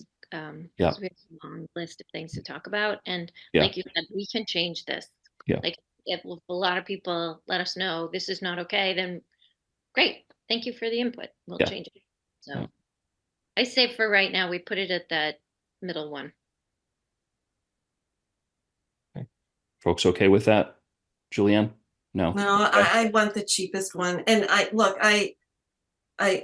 completely would like, to have as much renewable energy as possible, but I just think that for too many people, it's going to be the bottom line cost, and I appreciate that, and therefore I want the cheap one as Laura? the default. I think at this point, based on Mike's feedback and being price sensitive, my preference would be for the default to be the cheaper option. I understand the benefit of the middle of the road, but if we do need to save money, I think that I'd like to go that route. And at the end of public comment, if it seems like the default will be better in the middle, I would totally support that. But I don't want to adversely financially affect anyone when we're trying to do this. And I think Mr. Sweet for those comments as well. Okay, Lisa? I agree with the girls. I think I would go with the least expensive, and then if the general population wants to change it, I'd go with on. But still, the three of you are still interested in having three options as opposed to the two, but the least expensive being the default for the presentation materials. Okay. Please. All right. So I think that's our decision. Thank you for everybody for hearing me out on this. Any other comments or questions on the aggregation process, or is there anything else, Marlene or Paul, that we need to do tonight? I don't think so. Okay. What we need to do is clear from here. Okay. We'll take care of this tomorrow. Very good. Thank you very, very much for joining us. Diane? I wanted to thank Marlena and Paul very much. And like I said, this will be a priority and we'll be in touch in the morning. I appreciate your help. Okay. We'll be in touch if there's power, right? Oh, that's funny. Yeah, speaking of electricity, right? Yes. Yeah. All right. Thank you very much you. for joining us tonight. Thank you This very has been great. much. Bye. Thank you very much. Moving along with our agenda, next up we have Fire Chief David Parenti on request of approval of ambulance fee adjustments. Bring in the chief.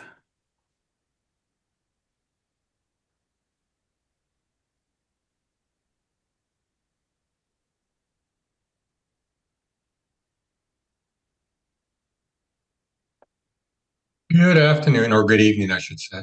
Good evening. How are you? Wonderful, yourselves? Excellent. Well, thank you very much. All right. So some ambulance fee changes. Give us the rundown if you could. Sure. So back in 2017, 2018, I was reviewing our ambulance fees, and they hadn't been touched at the time. So we had gone through, made some radical changes. Our billing, we made some increase. And at that time, we discussed coming back every 2 to 3 years to look at what Medicare or Medicaid has done and what our costs have done. Have they escalated? Have they gone down? And then make adjustments based on whatever we time. So in December of this year, I started doing that review, or December of last year, I apologize. I started doing that review and submitted a memo to the board with my recommendations, which was based on an increase of 4.78% Medicare Medicaid, that we should increase our fees. Now, our costs are actually going up closer to 10%. The purpose of the fees is not to make money. The purpose of the fees is to offset and control this does it. Thus, I'm sorry to interrupt, Chief. Are other people having trouble with the microphone being dropping out? Okay. Yes. Right. Yeah. if closer, does it help? We'll find out as you speak. Probably not, because I have a crappy signal here. So I apologize. I did the assessment. Our increase in what it's costing us per run is up about 10%. My recommendation is to increase our fees about 4.78%. And my reasoning for that is we're not in the business to make money. That's not why we're doing it. Not why I'm recommending that we increase. Yes, we increase our fees to help offset charging taxes to provide advanced life support. One of the big problems we have is our payer makeup. What a payer makeup is how many of your payers have private insurance? How many of your payers have Medicare, Medicaid insurance? How many of them have no insurance? Medicaid, Medicare has a very, very low, what's called an allowable. Their allowable is around $475. It cost us significantly more than that to do an EMS. So what we do is, and what all the communities I've worked for before do, is we analyze what our costs are. We determine how much we take Medicaid at a certain percentage to that. I'm sorry, Medicare at a certain percentage to that. That's what our fees were.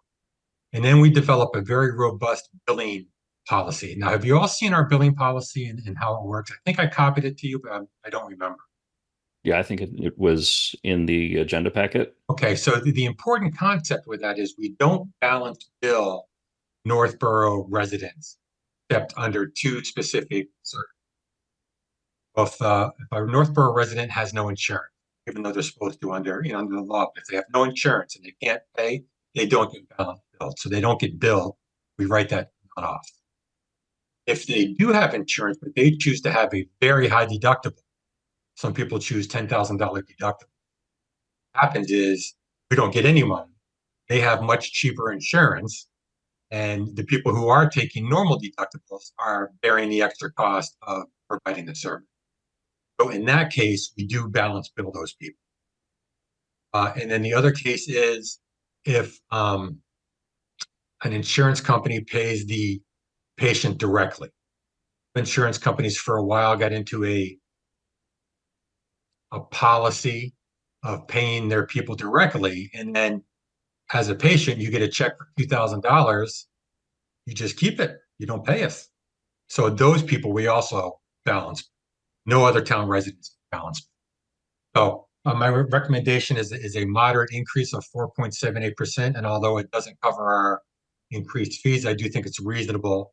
I did put some frequently asked questions on the end of my memo to you, because one of the things I always get asked is, what's everyone else doing?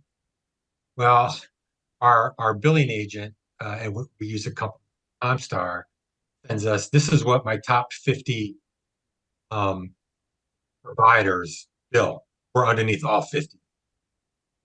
So I think we're well within what we're asking for. The money goes right into our revolving account, helps offset, pay for our ambulances, helps offset our overtime, and help offset what we,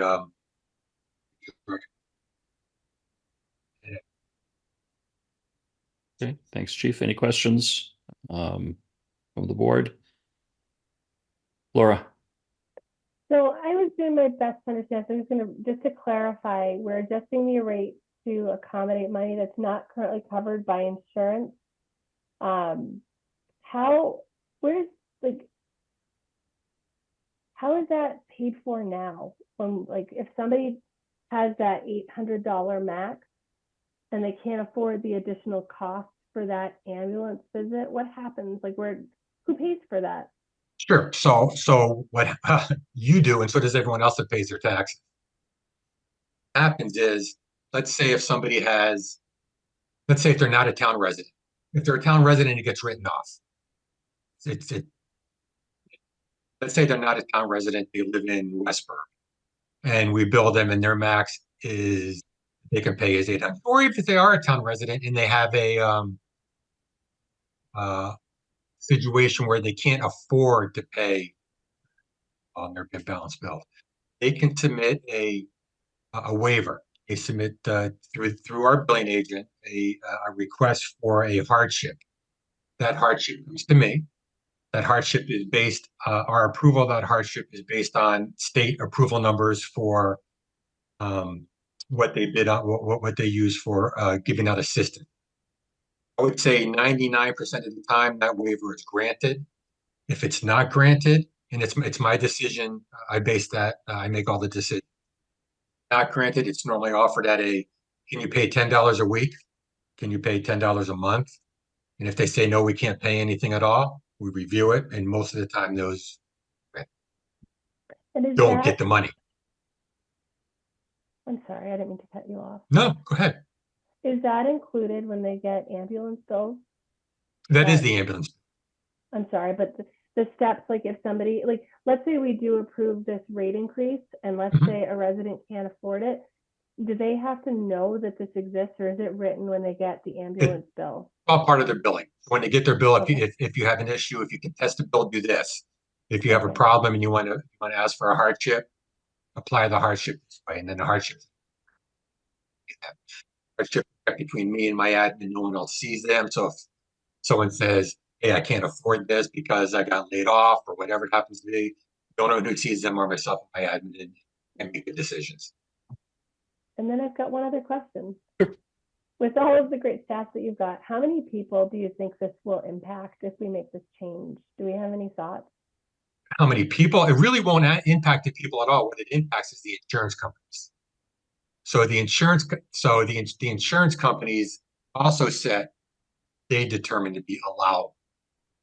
Okay. And if they're allowable they base their allowables on Medicare and Medicaid as well. Their allowable is what we bill, they pay it.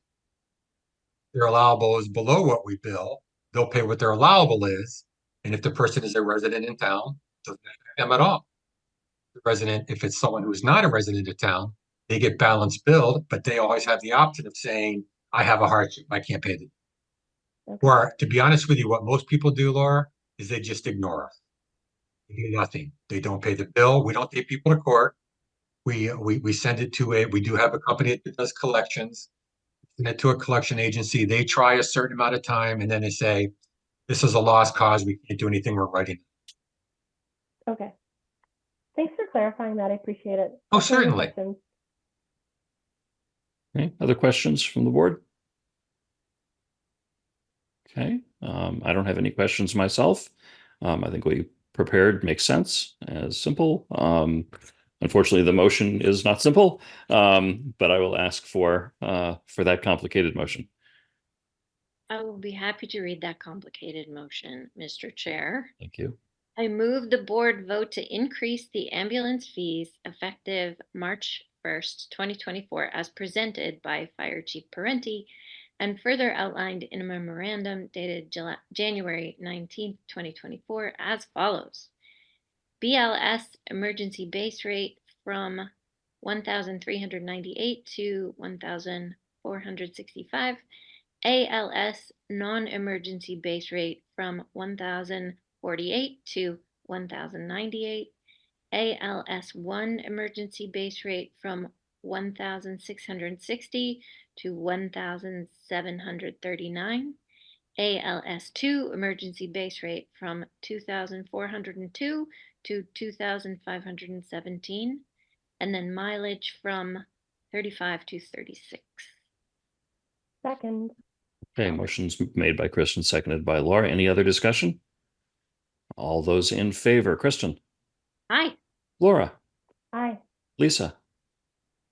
Oh, Lisa's muted. Aye. Julianne. Aye. I also vote aye. Vote is unanimous in favor. You have your new rates. Thank you very much, Chief. Appreciate your Thank you time. very much. Have a good Thank you, night. Chief. Thank you very much. You too. Okay. Next up, we have Town Clerk Andrew Dowd, request for ARPA funding for electronic voting devices for town meeting. Bring in Andy.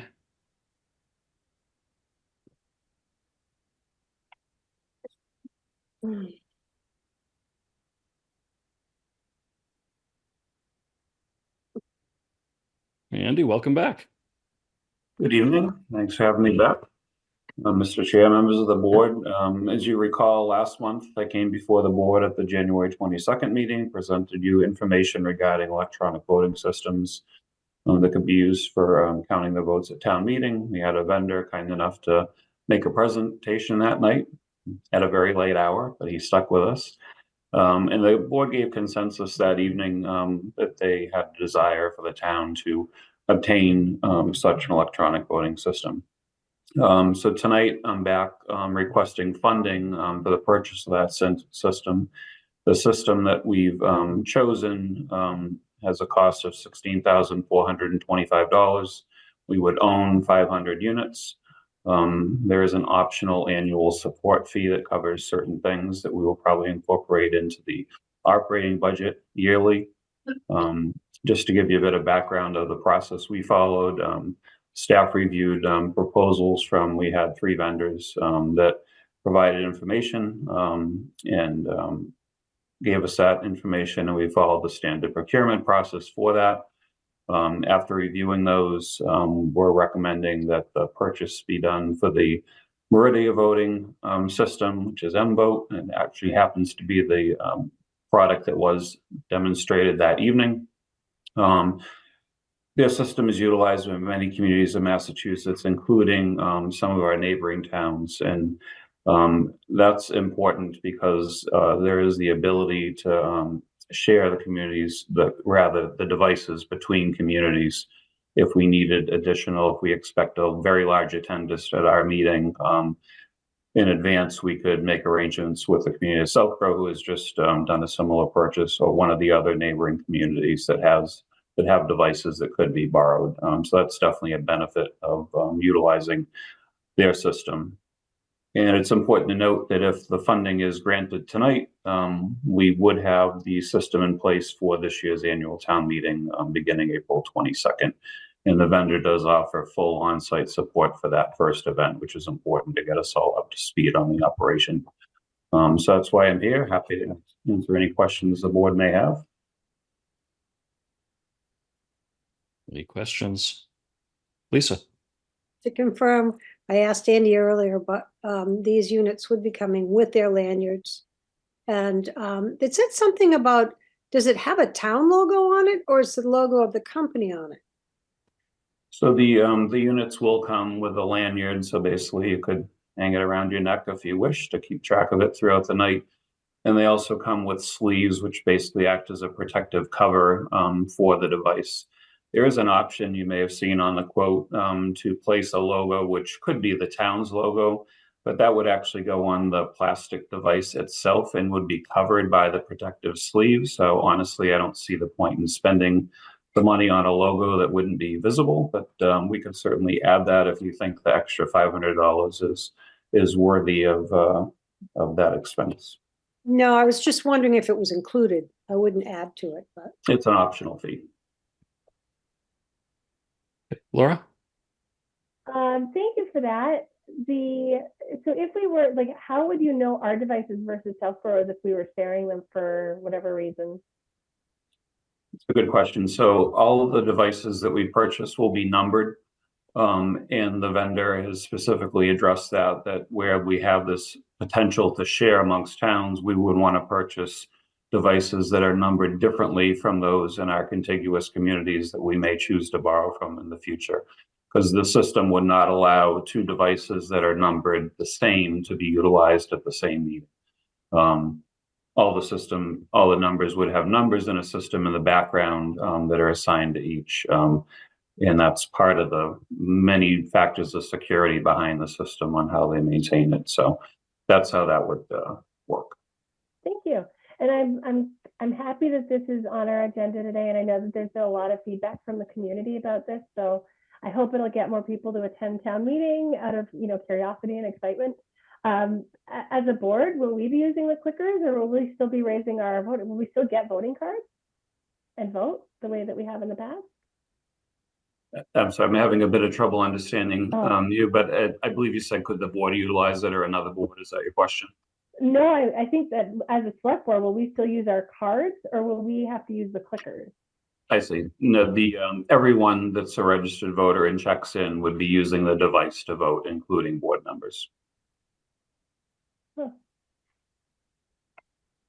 That's really curious. Thank you. You're welcome. Kristen. Hi, Andy. Thanks for this. So if we, I think we talked about at our last meeting that it was an option sometimes just use them for really contentious votes, or really like the 2/3 votes, I think, or the really close votes. Did you and the moderator or anybody talk about how we'll do that, or is that still up in the air? I'm just curious. We did have conversation, and I've had, further conversation with the moderator, Fred George, since our last meeting in January.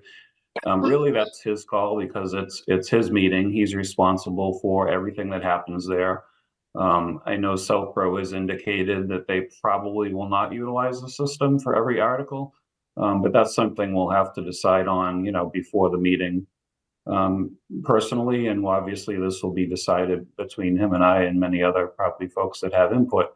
I think for the first round, it would make sense to utilize it for all the votes, just to get people accustomed to it through a whole meeting. And it also provides the benefit of seeing the warrant articles, the text displayed on the screen as part of each vote. There's some other benefits to utilizing it for every vote, even though it can slow things down a bit. If you had a very quick article, for example, a motion to pass over, we don't have any prior year's bills, that may be quicker ultimately with a quick raise of hands, raise of cards.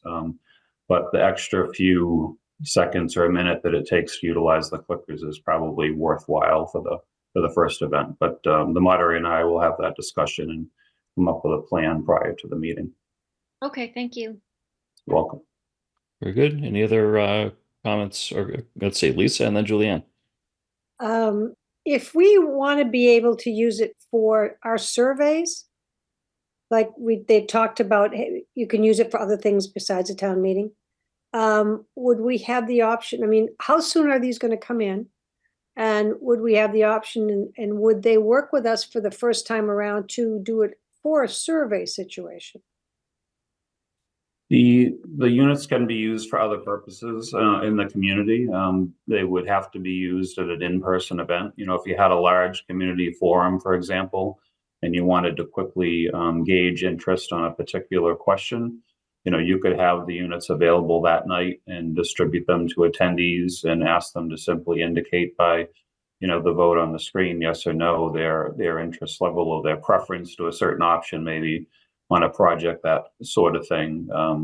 I expect we'll have the units that they'll be here well before town meeting. I wouldn't anticipate using them prior to town meeting. There's a bit involvement in the background to get the system set up and running for use. And I think having staff on site for that first event is going to be important for all of us to get up to speed on that. But certainly going forward, if there's a community event where they would be able to be used, it would make a lot of sense to utilize them for that as well. Okay, great.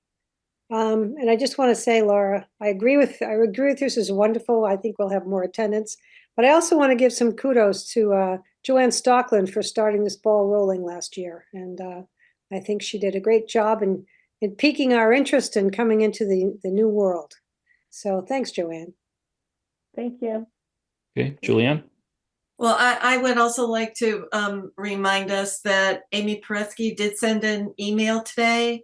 She did an informal poll on a couple of Facebook pages, and the numbers that she calculated were that 106 people are in favor of this, and 18 against. So I think we have substantial community support to move ahead with this. I'll just add, if I may, that for many years I've seen demonstrations of these products and talked to my colleagues across the state, and we've had discussion in the background amongst staff. And I'm glad this finally came forward as an item that the board is interested in seeing utilized, and it certainly, I think, will provide added confidence to those attending the meeting that the votes are counted correctly, although I'm certain that they always have been. I understand the methods that we use is old school because town meeting in itself is a very old method that's utilized throughout New England, as I think I touched on at the last meeting. But in any event, I think this will be a good thing for all involved, including myself. I'm looking forward to it. Me too. Thank you. Quick question. You had mentioned in your memo that you would be getting some assistance, obviously, from the company that's providing these for town meeting. Would they somebody be in person at the meeting? Yeah, great. It'll be full in person for the first event. So that's fantastic. It is. Great. Any other questions or comments on this? If not, I will entertain a motion. Mr. Chair, I move the board vote to approve the use of ARPA funds in the amount of $16,425 for the purchase of an electronic voting system for use at town meetings and for expenditure of such sum by the town clerk pursuant to Massachusetts General Law, Chapter 44, Section 53A. Second. Let's see. Motion made by Julianne, seconded, I think, by Kristen. If not by everybody else, which is great. Any other discussion? All those in favor, Julianne? Aye. Kristen? Aye. Laura? Aye. Lisa? Aye. I also vote aye. Vote is unanimous in favor. Thank you very much. Thank you very much, Andy, for doing all the work in getting ready for this, and good luck with the rest of the preparations for town meeting. Thank you. I appreciate your support. Thanks, Andy. Thank you very much for joining us. You're welcome. Have a good night. Okay. Can I just add one more little note, Yeah. Mitch? Yeah. Just want to call out Julianne Hirsch, who also has been cheering for these electronic clickers for a long time. I think since before you were on the board, and getting not much support from that current board. So I'm really glad that the town is behind this, and that we are doing what the town seems to be interested in. So thank you. Yes. Yeah. This is Hey, good. can I ask a question here? Yeah, absolutely. Does Andy have to wait until we do the warrant? The election warrant. Is Andy needed for the election warrant item? Andy is no longer on the meeting, so I assume he does not need to be here for the election warrant. But you're right; it would have made sense for the agenda to be ordered that way, for him to be there if there were any questions. Okay. Tim, I assume we don't need Andy then for the election warrant item. No, it's straightforward. I mean, there's no a lot of options for the board except this. Yeah. Okay. Good question, Julianne. All right. So next up on our agenda is discussion regarding the duties of the Municipal Code and Bylaw Committee. I'm going to bring in Megan Robbins from the Municipal Code and Bylaw Committee into our meeting. Megan, if you can, when you get in here, unmute, turn on your camera if you so desire. I'll give a little bit of background to this. Is the traditional way that the Municipal Code and Bylaw Committee has functioned is the committee would meet for one meeting, a couple weeks in advance of town meeting, give a quick review of all bylaw creations and amendments, zoning, general bylaws, etc. and in that meeting decide up or down as to whether they were recommending or not recommending those articles. And then at town meeting, the moderator would ask um, whoever was representing the Municipal Code and Bylaw Committee at the meeting for how they viewed. I was one of those people once. I chaired the Municipal Code and Bylaw Committee before joining the Select Board for 1 year, which meant one meeting. And it was an awkward situation being in it because I felt that we were making some rather significant recommendations with not a lot of discussion. And in one case, there was some information that we got at our one meeting that turned out to be incorrect, that I think would have changed the recommendation of the board. And that's not a fault of the person that provided the information. It was the best information that was available. And last year, there was also a lot of discussion about that. So in looking at the bylaw, it makes clear that the select board has policy oversight over the Municipal Code and Bylaw Committee, and the town administrator has administrative oversight. So, we had discussed right after town meeting, hey, we should really have a discussion on what that would look like. I thought it was best to wait until we had a town administrator in place and an assistant town administrator in place, given that traditionally the assistant has been the person that's interfaced with the Municipal Code and Bylaw Committee. And as to Megan being here, Megan is a member of the Municipal Code and Bylaw Committee. Apparently at their single meeting last year, they did not choose a chair. But Megan drew the short straw, or whatever it was, that you were the only member that was available to attend town meeting. So you were the one who gave the recommendations at town meeting. So that's why I reached out to you in advance of this discussion. And I know you're traveling, and I really appreciate you making time available to join us tonight. So briefly, I think everybody probably has a copy at this point of the Municipal Code and Bylaw Committee bylaw from the town website. And I'm going to go ahead, and I'm not going to read the whole thing, not that it's very long, but I'll read really just one sentence that is really the charge of that committee. The committee shall organize the municipal code as to form, maintain said code in current form, advise the town meeting as to new bylaws, and annual report recommendations for future legislation to the Board of Selectmen, which of course is now Select Board. And so one of the questions that came up after last year was, hey, the bylaw says that the committee should make recommendations on new bylaws, where most of our articles relating to bylaws are amendments. And so I think that is one policy item for us to discuss as to, how do we want to clarify that, if at all, for the Municipal Code and Bylaw Committee.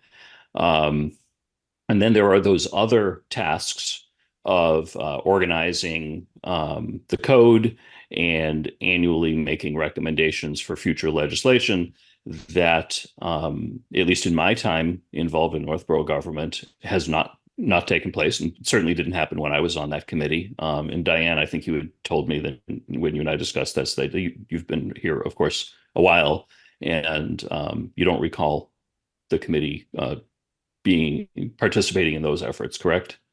Correct. Correct. Megan, I know you've only been on the committee, similar to my experience, 1 year, which means one meeting. So I didn't know if you had anything else that you wanted to offer at this time, and then we'd open up to the board for us to sort of figure out what to do. I don't have much to offer besides the thought that there do seem to be some potholes that are missing as to the committee's duties and functions. And last year at the meeting, that the first and only meeting that I was at, besides town meeting, I really did feel like I was rushed. I did what I was told to do. I showed up, I gave my essentially we voted on our recommendations.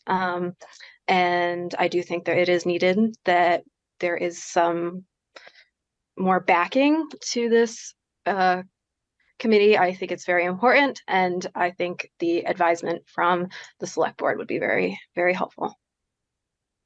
And I want to make clear that I have no fault at all in any member, current or prior, to the Municipal Code and Bylaw Committee.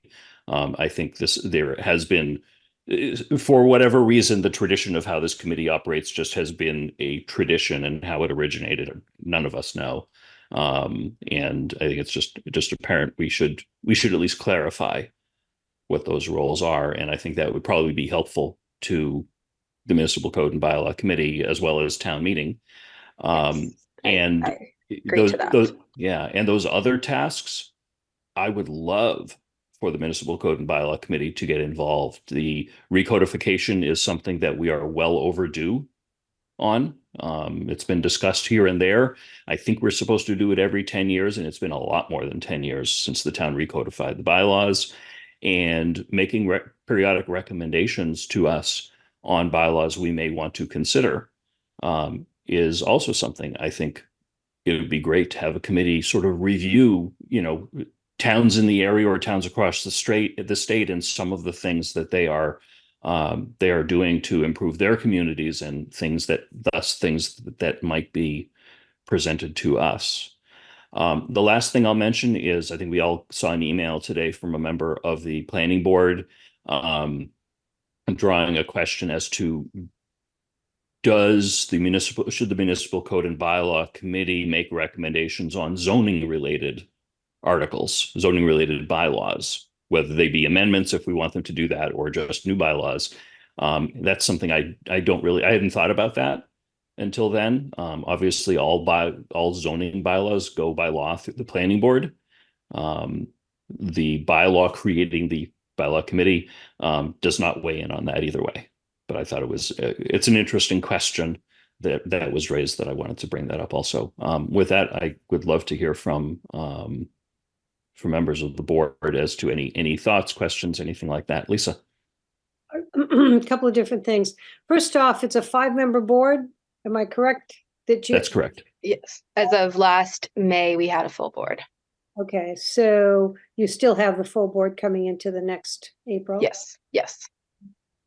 And I just in reading what we received today in the email about the planning, I think we've agreed that they will not be working on zoning bylaws because of what the planning board has to go through in order to have public comment and all of that. Well, we haven't agreed on anything. So the purpose of this agenda item is for the select board to give that direction of whatever we as a board feel that the Municipal Code and Bylaw Committee should be working on within the bounds of the bylaw.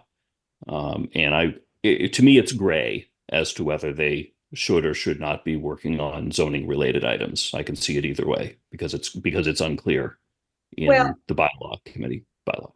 All right, because it says here, per Mass General Law 48, Section 5, no vote to adopt any such proposed ordinance or bylaw or amendment thereto shall be taken until a report with the recommendations by a planning board has been submitted to the town meeting or city council, or 21 days after the hearing has elapsed without submission of such a report. There's other things in here that she's talking to law, and I think that I would agree with that I would feel more comfortable, since they put an awful lot of time and energy into putting their zoning bylaws together, and then they've even asked for ZBA to kind of give it a thought. I think that they've covered their stuff pretty well, and what I'd love to see is that Megan not be there by herself again, but that the board would attend, the entire board would attend the meeting. I think that especially when you're up there and you have to stand up there and say, okay, this is what the board has decided, you should have your full support of your board. And I hope that happens. We appreciate what you're doing, and it's not an easy task getting up there and speaking, as I well know. And I would like to I don't know if we can have that, Mitch. I don't know if that's something that is a sort of a requirement, but that I would like that the full committee attend. I don't think we can practically require any committee to be in full attendance, because what happens if one member has other plans or is sick or anything else? I think I would certainly encourage full attendance from any board that has an important role in town meeting. And so, but I don't think we can by policy require that, because then what happens if that doesn't come true? All right, well, I think it bears a, remark every year that we hope we see everybody.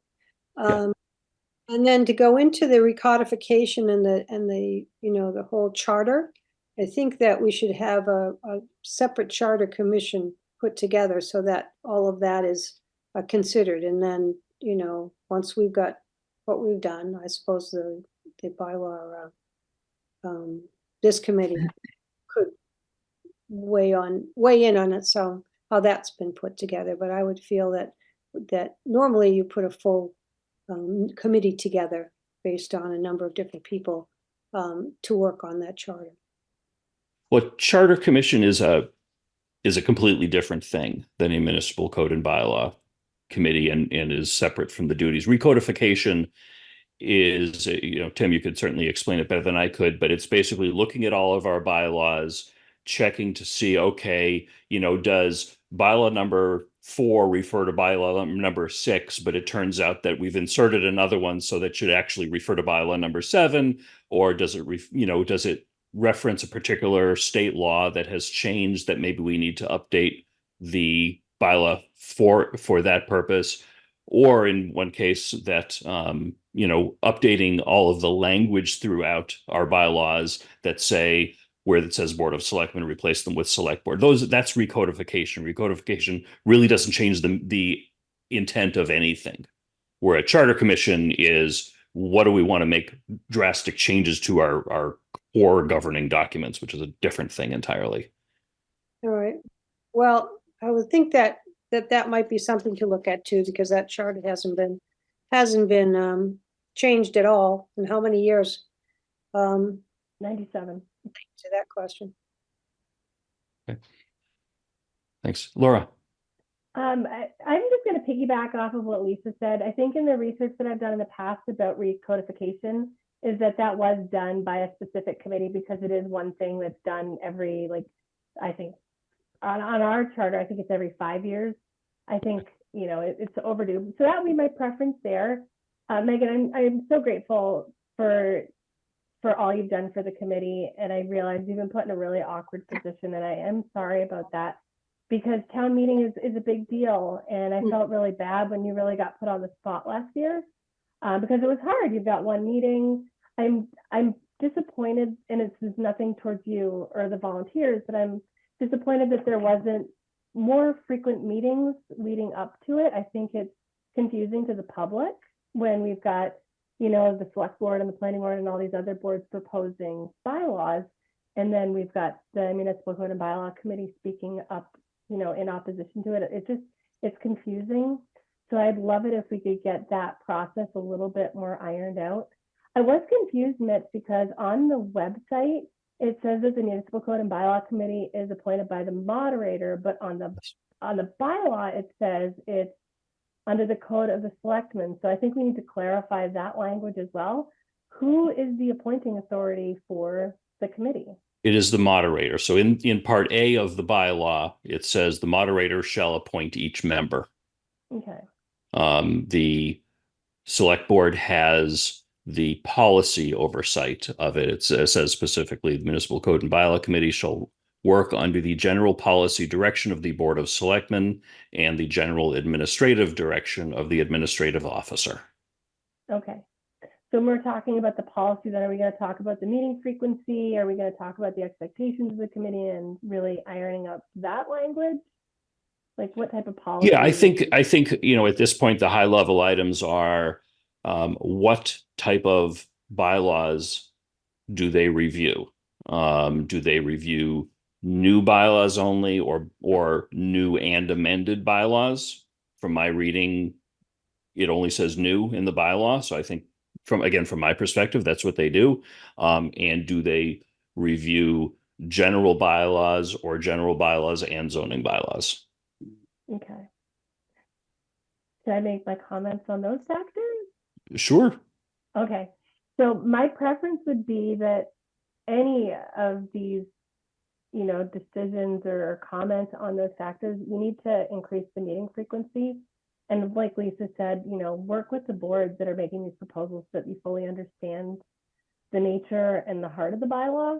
And we've got to have a more unified message when we bring it to town meeting. And, I think those public hearings are a great opportunity for everybody to really vet out their questions. And that would be a great opportunity just to have that really solid answer. So I guess I'm up in the air about the type of bylaws. It's really going to come down to how well that committee is going to work with the other committees that are making the articles for town meeting. Okay. And yeah.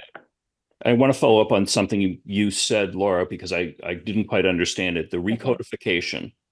Are you Separate topic. suggesting that a separate committee? Yeah. But this bylaw, in my reading of it, makes it clear that it has to be this committee. Right. That it says the committee shall organize the municipal code as to form and maintain said code in current form. So that is essentially the definition of recodification. Again, recodification is more of an administrative task. Mechanically, it is always done by an outside firm. So an outside firm is hired to go through. It's an attorney who specializes in municipal bylaws and understands state law and goes through, and it's that person or that organization makes a whole bunch of change marks to the document, not changing the intent of anything, but making sure that everything is current as to law and proper, and one item matches another item. And who does that person or group then work with through the process? And I think the bylaw requires it to be the Municipal Code and Bylaw Committee. Those are not recommendations on changing something. That's not saying, for example, we should or shouldn't have a plastic bag ban, or particular setbacks on properties or anything like that. None of those changes are done in recodifications. Tim, I assume you've been through recodifications before. I have, yes, you're right. Okay. I guess then when the recodification comes about, I'm going to have to do a little bit more research on this, because when I've seen it, I've read about it done in a variety of different ways, but the people that are presenting these bylaws have, experience, and they've gone to classes, and they've really done a lot of studying on those topics. And we don't have those same requirements for the people that are on the Municipal Code and Bylaw Committee. And so that it's just. Yeah. I think from my perspective, the important thing to iron out tonight is any work that needs to take place in advance of town meeting in April, which is, it's just over 2 months away. We're not going to be doing any recodification between now and then. Correct. Okay, Yeah. so we can put that aside. Correct. I agree with that. Megan, did you have something to add? No, just only that the makeup of the committee has been has become somewhat more robust. Our two members that just joined are both practicing lawyers. Although I'm not a lawyer, I do have a master's in public policy, so I have a background there. So we have gotten that more experience in, if that makes you feel any more comfortable. I think I don't know how we're going to solve this, is the meeting frequency. Just meeting once before town meeting that's the toughest one for me. We've got lots of committees meeting on a really regular basis and devoting so much time. It's just hard. And I think you've even recognized it yourself. So I'm not trying to rub salt in the wound. Yeah, I mean, that's how do we change that part? That's what we were given. I don't know, I guess it's up to you guys to make those decisions. That's not up to me. That's just kind of what happens last year. And it definitely would and should need to change going forward. Yeah. And it's not just, this is like the past 4 or 5 years that this has happened. So it's definitely, it's not you. No, yeah, Yeah, yeah, this isn't a new issue. I think it's just yeah, new that we're trying to yeah. improve it. And just broadly speaking, a lot of these bylaws, particularly the zoning bylaws, take many months to years of planning board work to prepare.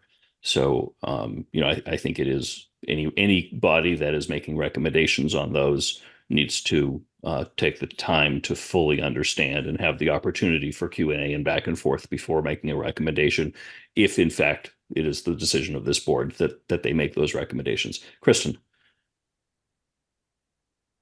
So I just wanted to get back to the phrase advise the town meeting as to new bylaws in Mhm. the part that you bolded in the what the Muni Code and Bylaw committee does. So you're right, it is gray. We have to decide. That means we have to decide. Yeah. So as far as should they do new zoning bylaws, my I would, okay, so let me just double check. So the ZBA goes over all the new zoning bylaws, right? Don't they? Don't It's primarily driven by the planning board with input from No, the no, zoning I know, Yeah. sorry. I know it's the planning board is really the body in charge of new zoning bylaws, but they run them by the ZBA also, right? Yes. And then the ZBA says we do or don't approve, right? Okay. And then the planning board also runs it all by, well, obviously the town planner is heavily involved. And then the council. And we just recently, in the last few months, made the planning board have a specific land use council, correct? Mhm. So would that be the council who's reading any new bylaws that they're proposing? Yeah, I mean, council's job is not to recommend up or down, but to make sure that things are written legally. Yeah. Yeah. Okay. Right, right. So they're not recommending, but they're for sure making sure they're legal. So that's all. That's all the people in charge of all that. That's all above my um, position here on the select board. Having watched many planning board meetings, I'm really not up to snuff with what they do, and I'm very uncomfortable saying this other group should be also making recommendations on specifically zoning bylaws, especially since it looks like we can choose which way to do it. I think the people who have a lot of expertise in zoning are all covered there. And it's not like it's one or two people making these decisions. It's already a lot of people making recommendations. And there are other things, lots of other things, it sounds like, that this lovely group of the Muni Code and Bylaw Committee would do. This is not a committee, Megan, that I could ever be on. So thank you very much for volunteering your time. It's just like it turns my brain to mashed potatoes, the kinds of things that you guys have to consider. So I really appreciate that. But since there are a lot of things the recodification down the road, but also just in preparing for town meeting, if we want to change how things are done, we want them to have meetings with other groups.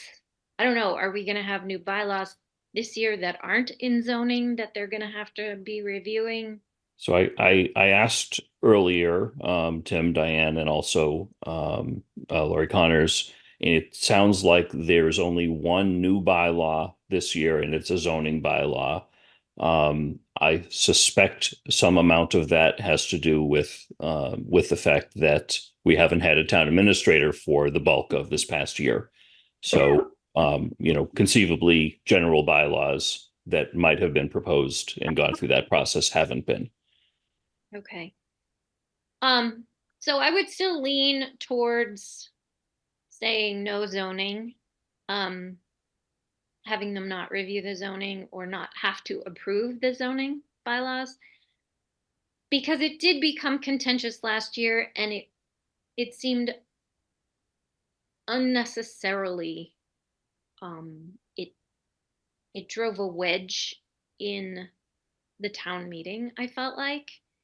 And there's no need for that if we already have all the zoning people reading everything. Like the fact that the ZBA is sort of the planning board's other, you know, other not other half, but they're doing similar stuff and they're reviewing any zoning laws. I just feel like this is superfluous. And I feel like it can create a wedge in the town that we don't need that at town meeting. Like we can make our own wedges. We have plenty of things to disagree about. So and then it puts those people in such a terrible situation. So I don't know. I would say let's simplify. Let's just simplify it and say have them not do the zoning. And this year is a great building year then to figure out what's the best use of these great volunteers' time. And it sounds like we've got some really fantastic people on it now. It's awesome. Thank you, Megan. Okay. Thanks. Thanks, Kristen, for clarifying. Laura. I was going to concur with Kristen on that. And if part of the policy is like meeting frequency, can we talk about that, or would that be a committee-based decision? I wonder if that's more administrative, Okay. which is under the direction of Tim as the administrative officer. Traditionally, that's been delegated to the assistant town administrator as far as overseeing and scheduling these meetings.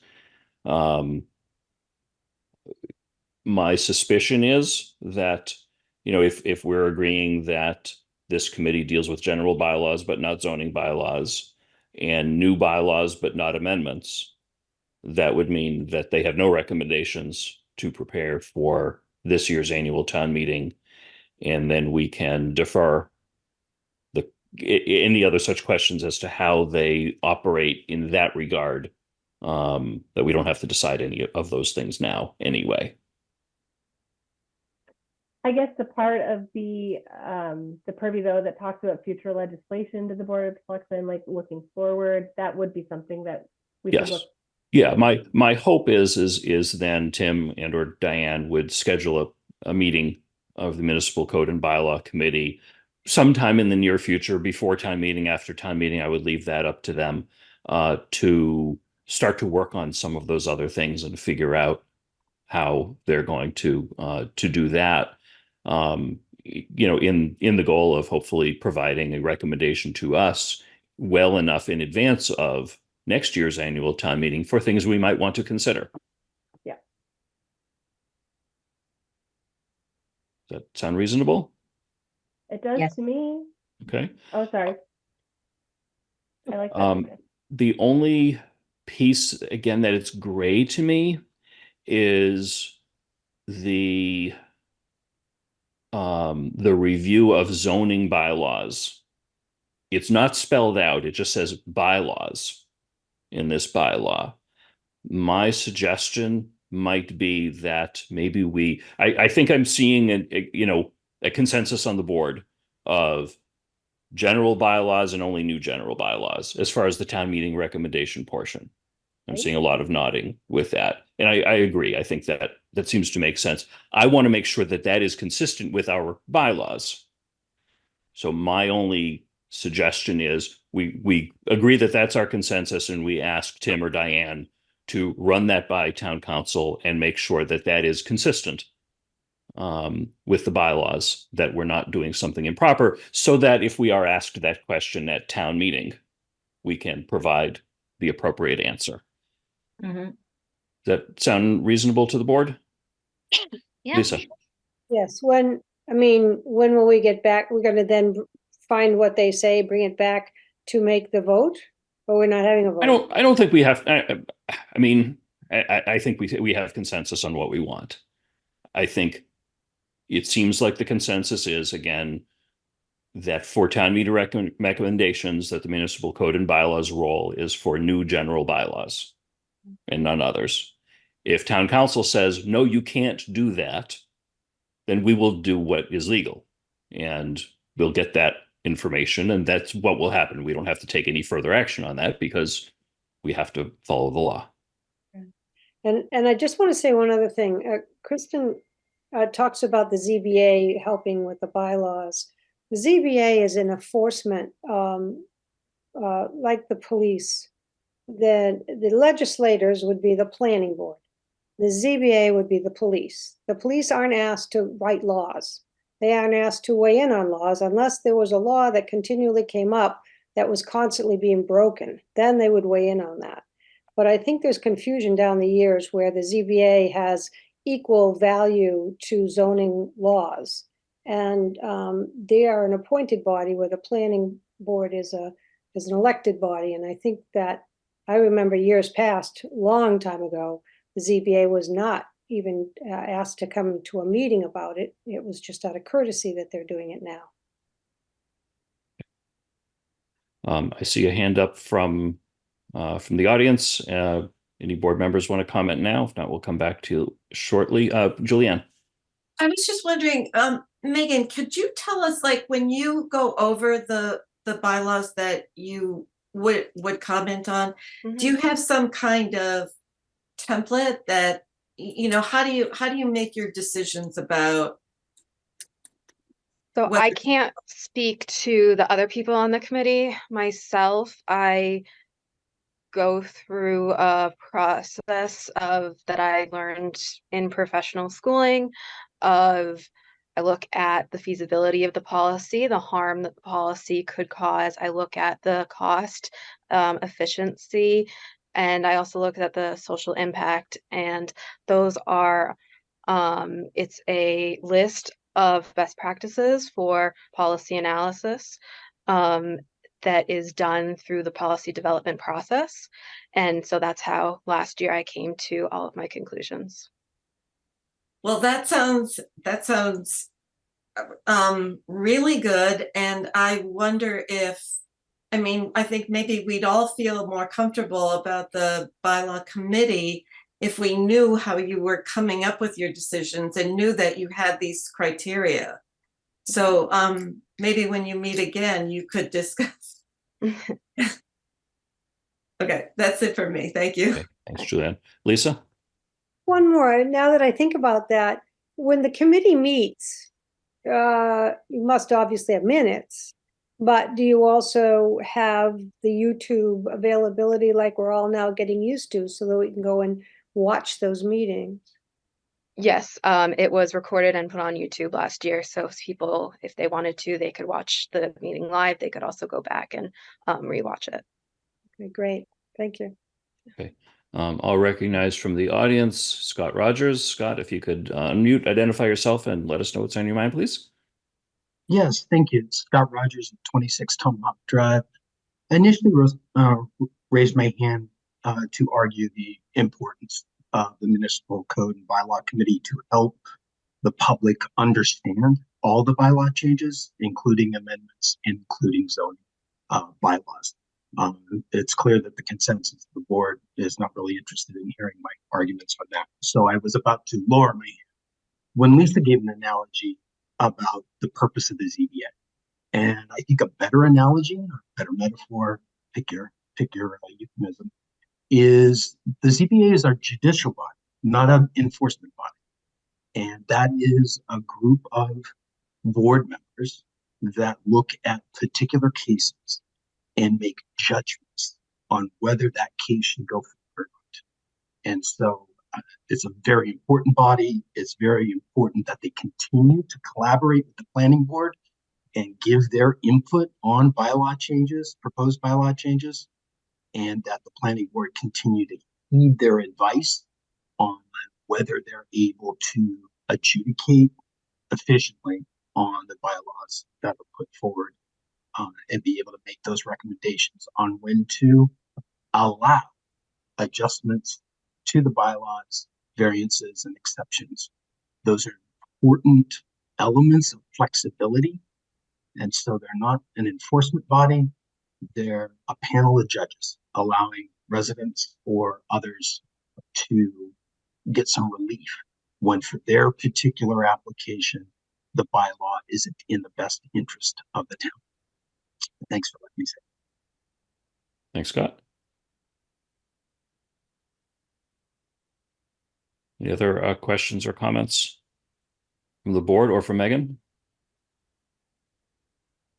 So again, I'll repeat what I believe Lisa, did you have your hand up?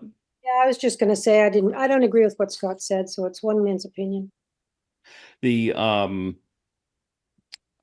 right, so Scott has raised his hand again. I'm going to recognize him for a second time and then repeat what I believe our consensus is. We don't need to vote on it. And then go forward.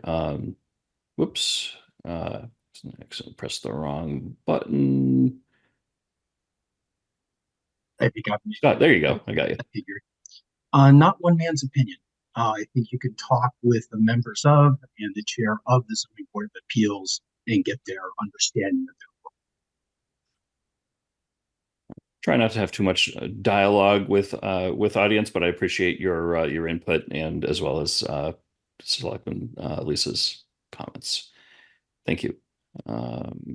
Select board member. I said after all of this changing, I used the word, and I apologize for that.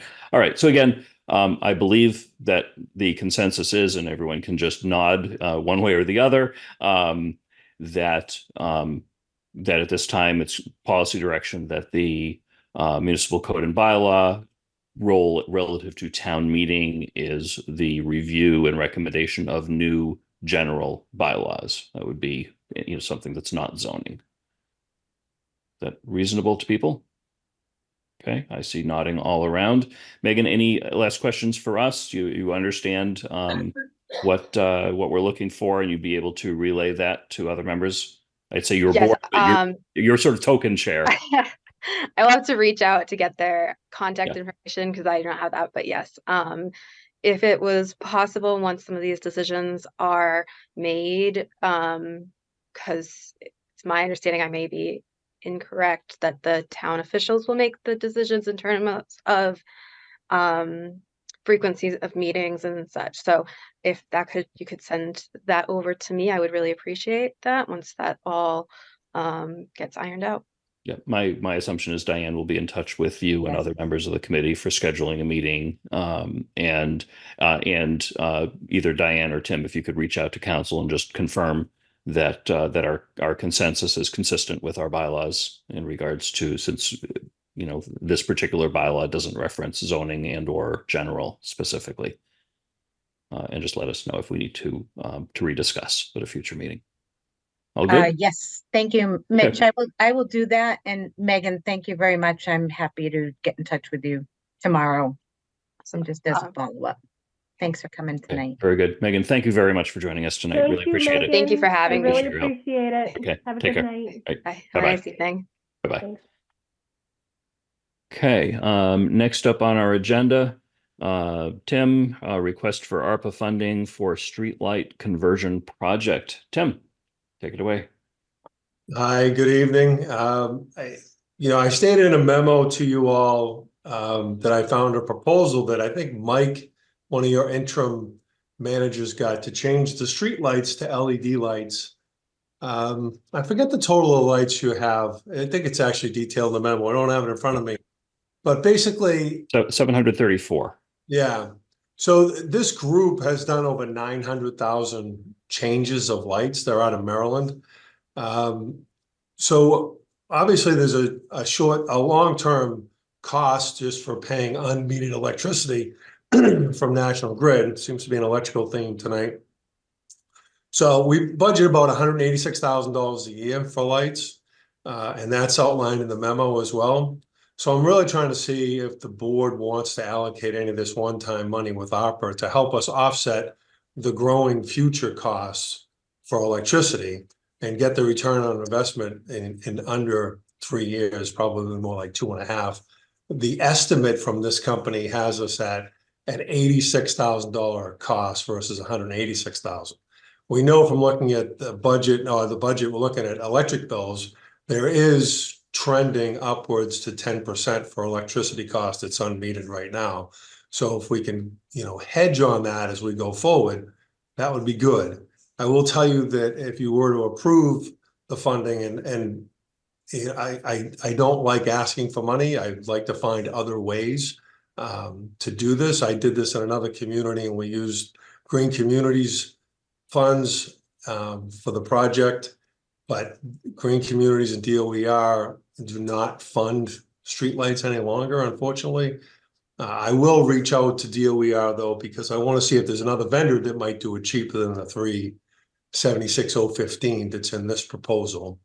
I would say if the board were to support this, that I would come back to you with through a procurement process that we should go through and have you ratify a contract with the vendor to do those lights. As being here a short time, I've noticed there's kind of a disconnect from, town meeting making an appropriation and then the town administrator does the next step and there's no public body to have any oversight with that. So, because I'm asking the question now, I want to commit to a procurement process that's under the law and then have the ratification of the contract come back to the board, if you like, just so you can see, you've allocated and now we have bids, just like the energy procurement that we're going through. You'll be able to see what we got back for bids, how we did it, and then the community will see the progression of the actual project. So I'm hoping there are other providers that can do the work cheaper, but I have to go through that process. And obviously I don't want to spend a lot of time and money doing that. Well, not money so much as just time. If the board has no interest in changing the lights to LED. There are some other benefits. You can control these lights, you can dim these lights, you can make the lights brighter. There are nodes on top of them that can boost, at least in the other community I was in, they can boost Wi-Fi signal, help MDTs with the police department and fire, like smaller repeaters on top of those lights, which will help communication as well.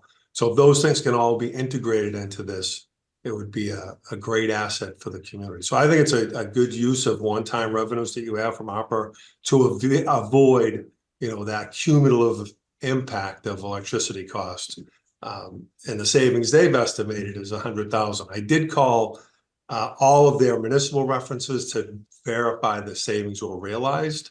And I have only gotten 2 responses and they both responded affirmatively that the savings that they were told they would enjoy, they are enjoying. So that's the long and short of it. If the board wants me to move forward, I want to move forward with it, but obviously I don't want to move forward if I have no money to do so. So that's what I'm here to ask you for tonight.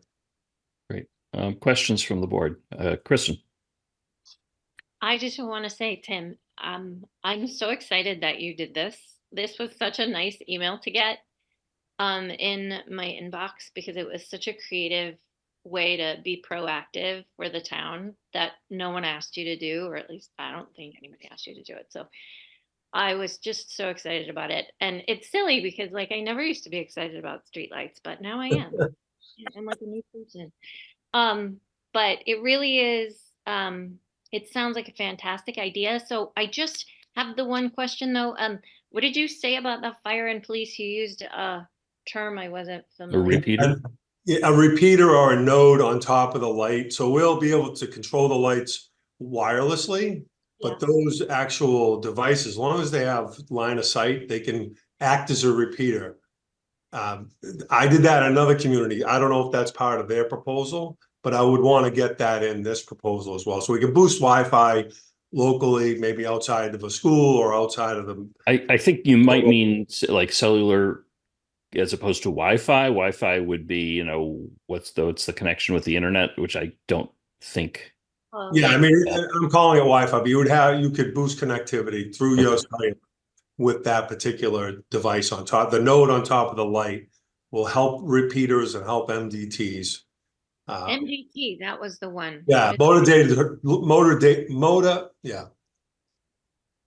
data terminal, mobile data terminal. Those are the police cruisers have computers in their cars, those things. Right now they're operating on cellular. If they're in a bad spot, they don't always work.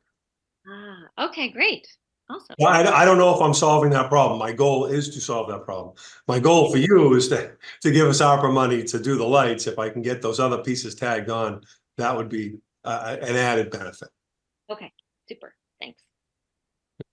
Other questions from the board? Julianne? So this is sounding better than even the email. It just it's gonna take work. It's work. It's a good project. It saves you money long term. And that's, I mean, I'm doing the budget now, right? So I'm gonna make a little presentation to you during my report that's gonna talk about funding requests and how we're up against the levy in terms of what people are asking for. So wherever I can find a fixed cost and reduce those fixed costs for you long term, I think that's why you pay me money. And So- does this cover every street light in town? Yes, 744, did you say, Mr. Chair? 734. So yeah, your memo says 662 Cobra head fixtures and 72 decorative/flood fixtures. Lisa. Questions? Can we add some lights that were taken away a long time ago to save money? And how would you do that? Would a neighborhood make a request to add a new head that you could add to the pole? Yeah, a lot of communities do that now, right? So you apply to the board. Sometimes it's metered, sometimes it's put up with the permission of the board, and then they have to pay for that light. The person who wanted the light in front of their house. It's kind of an old way of thinking, an old way to do it. So short answer is, yeah, we'd have to find a system. I would start with public safety first to tell us where light, because light is the cheapest crime deterrent you can have. So if they think that there are poles that need lights, we should look at those as well and add them as we go. And the only problem with that is it adds to that 376 number. Right. But we would start with the police department. All right, and then going to the 376 number, if you find somebody who was going to do this for less, what will I mean, where did 376 come in, and would that be reduced by the new quote from someone who was able to get them at a lesser rate? Yeah, I mean, I guess if say you allocated this number and we didn't spend it all, there would be a balance due back to the fund where you can then reallocate it out to someplace. I'm not going to find another place to respend it if that's what you're asking. No, I was just wondering if it was lower, but perhaps if there was some difference, then it could be put toward those lights. Oh yeah, the additional lights, of course, yes. Okay. Nice work. Any other questions? Not, I've got a couple. You used the term unmetered lights. I think that was a term you used a couple of times. Could you describe that to us? Well, on your house, you have that round meter. Yeah. That spins inside the glass. These are just, there's a rate National Grid comes up with for the electricity to power that light. And that's what we pay per light. And that's what gives you the $186,000 budget. So we tell them we're changing it out. We're using this light with these specifications, and then they change the monthly or annual rate based on that. Yes, the lumens that the Cobra overhead lights that are in the proposal draw now is significantly more than what the LED will draw, and they'll do that rate adjustments to charge less. Okay. When I was at the MMA conference last month, I happened to be chatting with a vendor that sold streetlights, and I don't remember the name of the company, whether it was the same one or not. I have no idea. But one of the things I learned is many of these can report back to the DPW, in our case, when there's a failure. So if a lamp goes out, say on Whitney Street outside my house, DPW would get notified, and they would be notified, oh, it's because of a bulb failure, or it's because of an electrical outage, or who knows what else it can report. And then the DPW would know about that right away, as opposed to waiting for someone to notice and eventually complain. And we know that people can take a while to complain. They'll just complain to each other as opposed to the right people that can fix it. Is that also a pretty common aspect to these? Yes, and there's an app. There'll be an app on a phone on, probably myself, the chiefs, DPW director that can control the lights. Mm-hmm. I hate to use the word control. They're going to go, the winter, the changing of the clocks, that type of stuff. Okay. You can stay on top of that. And then you can notify National Grid too, that if the light hours have changed, and again, draw down that cost even more. Gotcha. And it would notify you if when there's a failure? Yes. Yeah. And then there would have to be a third. We don't have a bucket truck. We don't have the technology or the manpower to change a light. We'd have a contract with the firm, whoever we chose, to go in and make the changes to those lights. But at least we would know right away. Yes. And that's the first step. So that's great. And my last question, your request is for $376,000 or so, and then the project cost, and I know this is a preliminary estimate, is $376,000, but then there's a $61,000 incentive. So the net would be 314. Would we, if this were the actual quote, would we be paying the 376 and then get a separate rebate check back for 61, or would we be paying the 314? I think you'd pay the total, and then National Grid will cut you a check back for the rebate. But okay, they change programs a lot, so okay, that's just another step along. Okay. Yeah, the one thing that I'd want to understand is how would that impact ARPA funds? Would that $61,000 that would come back, would that go back into sort of ARPA where we would have to reallocate it again, or would that just go into the general fund? And that's probably a question for Jason to I to think you sort out wanted to come process. back to ARPA. That's where it started from. Yeah. So we can. Yeah. I'll get what you. Yeah. And then my last question, I guess, is the prior item that we just approved for ARPA, the town meeting clickers, is relative to the amount of money that we received in ARPA is a pretty small amount. This is a pretty large amount. It would be, I think, the second largest, only to a school roof, that we've approved. And somewhat of a concern of considering this without having the consideration that we've been talking about of reviewing all of the ARPA proposals. And although at the end of the day, as I have thought about that, at the same time, this is to me such an easy one because, boy, we could save $100,000 a year by doing this. Why would we not do this? So that's, I just wanted to sort of express that I'm thinking about that, but I'm not too concerned. But this is a big bite at the apple of the ARPA funds. And I could share the numbers if you wanted to know where you are after making the last allocation. Yeah. If you want to know those numbers. If you happen to have them handy, sure. So you're at 2,720,27, and you just spent 16,425. That brings you to 2,703,602. If you subtract 376,015 from that, it leaves you with 2.3 or 2,327,587. Okay. Good. Kristen. Just a comment on the ARPA money thing. I do feel like the point of the community in how to spend the ARPA money was always investing in the community. And this is investing in the community in a really good, safe way, but also in a way that will generate I feel like it's kind of easy passive money. So it's nice.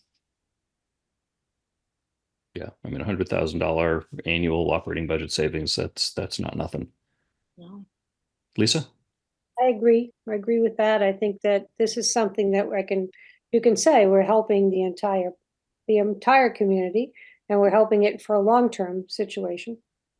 So I think that's really why we've been as, thoughtful, hopefully, about our spending. I would really like to get the next, we really need to get an overview of all the other thoughts that are coming in, because we still haven't done that. I'm not comfortable letting it go much further. I like this, there's no question about it, but I think that we do have to get an overview because it's going to go a lot faster. And I appreciate the work that both Tim and Bob did to look into this. And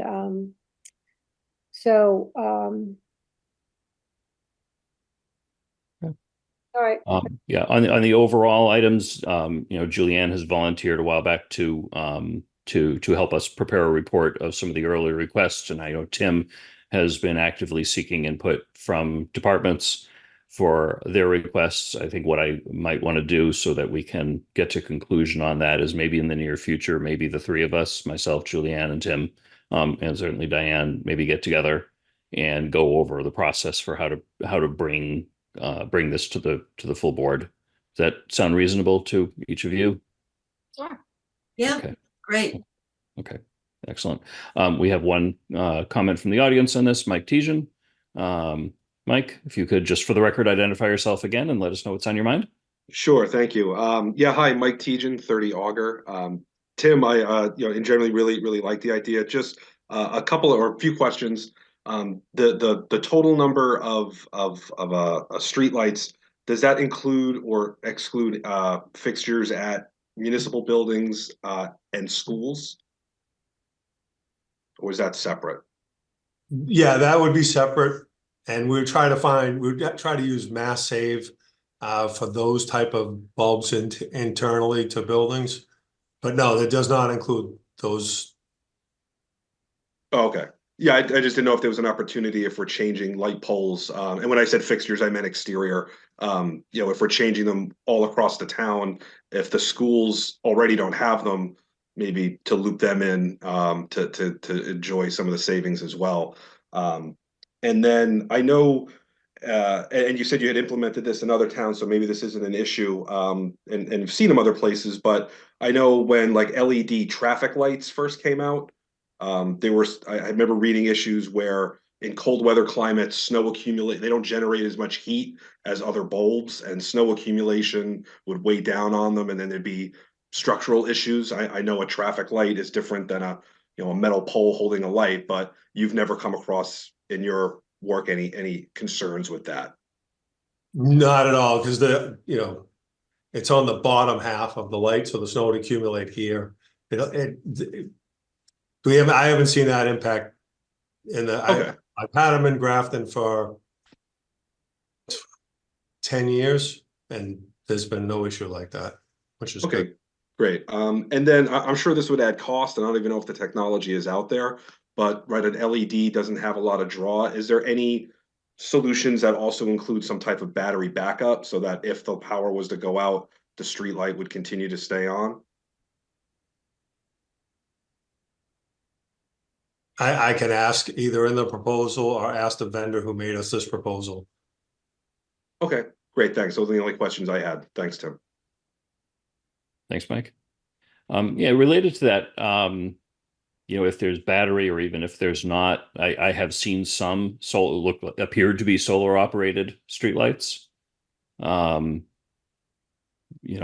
don't know if a small panel above a Cobra head fixture could generate enough power to power a streetlight or how that all works. I imagine that would be more upfront cost, but if it's completely disconnected or partially disconnected, maybe there would be some additional savings that might be, if you're not familiar with that, it might be worth asking those questions in the process. I made a note about solar and backup. Great. Appreciate that. Okay. Any other questions or comments from the board? It sounds like we are interested in a motion. Do I look at this motion? You do get that one. Well, you look at that. The type is so tiny, I'm going to need a magnifying glass. I move the board to approve the use of ARPA funds in the amount of $3,600 and no, 76 with $376,015. Here. For the purpose of upgrading streetlights to LED as a cost reduction strategy and for expenditure of such sum by the town administrator pursuant to Mass General Law, Chapter 44, Section 53A. Second. Motion made by Lisa, seconded by Julianne. Any other discussion? I assume that me inserting the dollar figure that way is okay for the meeting minutes and the motion. You mean I have to say it again? No, I'm seeing a nod from Diane, so we're good. Okay. Okay. There's no other discussion. All those in favor, Lisa? Aye. Julianne? Aye. Kristen? Aye. Laura? Aye. I also vote aye. Vote is unanimous in favor. Tim, thank you very much for bringing this forward. It sounded like the genesis, some of the genesis of this may have been Mike Gallagher, your interim predecessor, or whoever that was. Thank you to whoever started that, and but thank you very much for bringing this forward to us. This is a great use of money. I would have gotten to it eventually. I just came across the memo, so I figured out, Yeah. out there. Yeah. No, thanks, Mike, too. Even though he's not here. Yep. I saw him at the MMA conference. I'll send him a note. And let's see. Next up, we have review and consideration of select board policy regarding meeting minutes. Tim, do you want to tell us a little bit about this item? Yeah, I'm proposing this for a couple of reasons. One is there a lot of time spent on meeting minutes from a staff perspective. And there was really nothing that they could point to in terms of the law of capturing what's required by law to get in the meeting minutes. So I just wanted, obviously the executive board who has all the authority, not over other elected boards, but over boards that you appoint, to kind of set a template out for meeting minutes. So, I had to include the language that's required to get the vote, document the vote, get the gist of the conversation, and so forth. So we have that piece. And then what some boards have lengthy meetings and lengthy minutes, and then they go to approve them, and it gets kind of convoluted. Sometimes there's no page number. Sometimes you say go to the second paragraph, third sentence, and people are trying to figure out where they're at. So, you have in the packet an example of what the numerics on the left-hand column. It looks a lot like a deposition. So it would make it easier for approval purposes, for the body of approving. So that's more of a template piece. And I guess with that, I mean, we could always, from an administrative standpoint, recommend boards and committees do that type of page number, numerics, and then add the link to the meeting itself so you can watch the meeting and not have to go search for it on every page of the meeting minutes. So it's there. So when the public reads it, you provide a greater degree of transparency relative to that public body's meeting, that they can just click on that link and go watch the meeting in its entirety. And, there's a lot of time spent with staff trying to decipher, when people make reports, this board especially, you do a lot of things with the community and you report out on everything, which is wonderful. But somebody has to listen and write all that down. So if there's and this is, I got feedback today, so I'm kind of telling on myself here, if someone doesn't make a report that is a written report, they're not mandated to give a written report. If you just off the cuff remember things you've done, we'll have to deal with that. That's just part of what it is. We'll watch the meeting and we'll document what you said and what you did. But if you have a written report, you could submit it as a document. The law does tell us that if you have like a presentation like Marlena did tonight, you have to include it in the meeting minutes anyway. So I thought it would be easier, it would be more accurate if people did it. If they did a verbal report in which they read a document, they could just provide the document. So that was the thinking behind that. So I'm trying to find transparency. I'm trying to find ease of work from a staff perspective in terms of time. And for me, everything time related goes back to money, and we just don't want to pay overtime or have people do meeting minutes that can be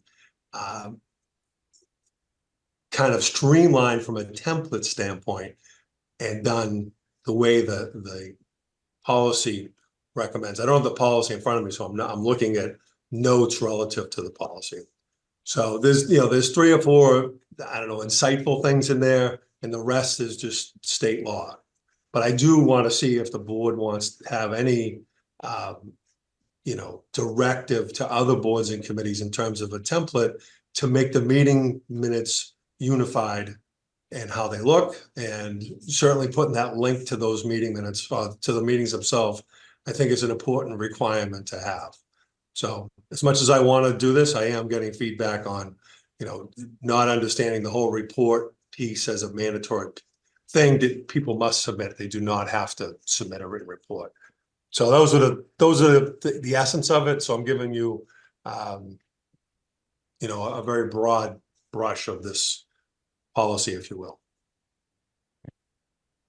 Thank you. Christian. So I'm happy to, agree to whatever makes the most sense for the staff in the town hall. And as far as reports go for these meetings, I always type them up ahead of time anyway, and I generally read them pretty much word for word. It would be really no effort for me to email it to us, whoever's putting our minutes together.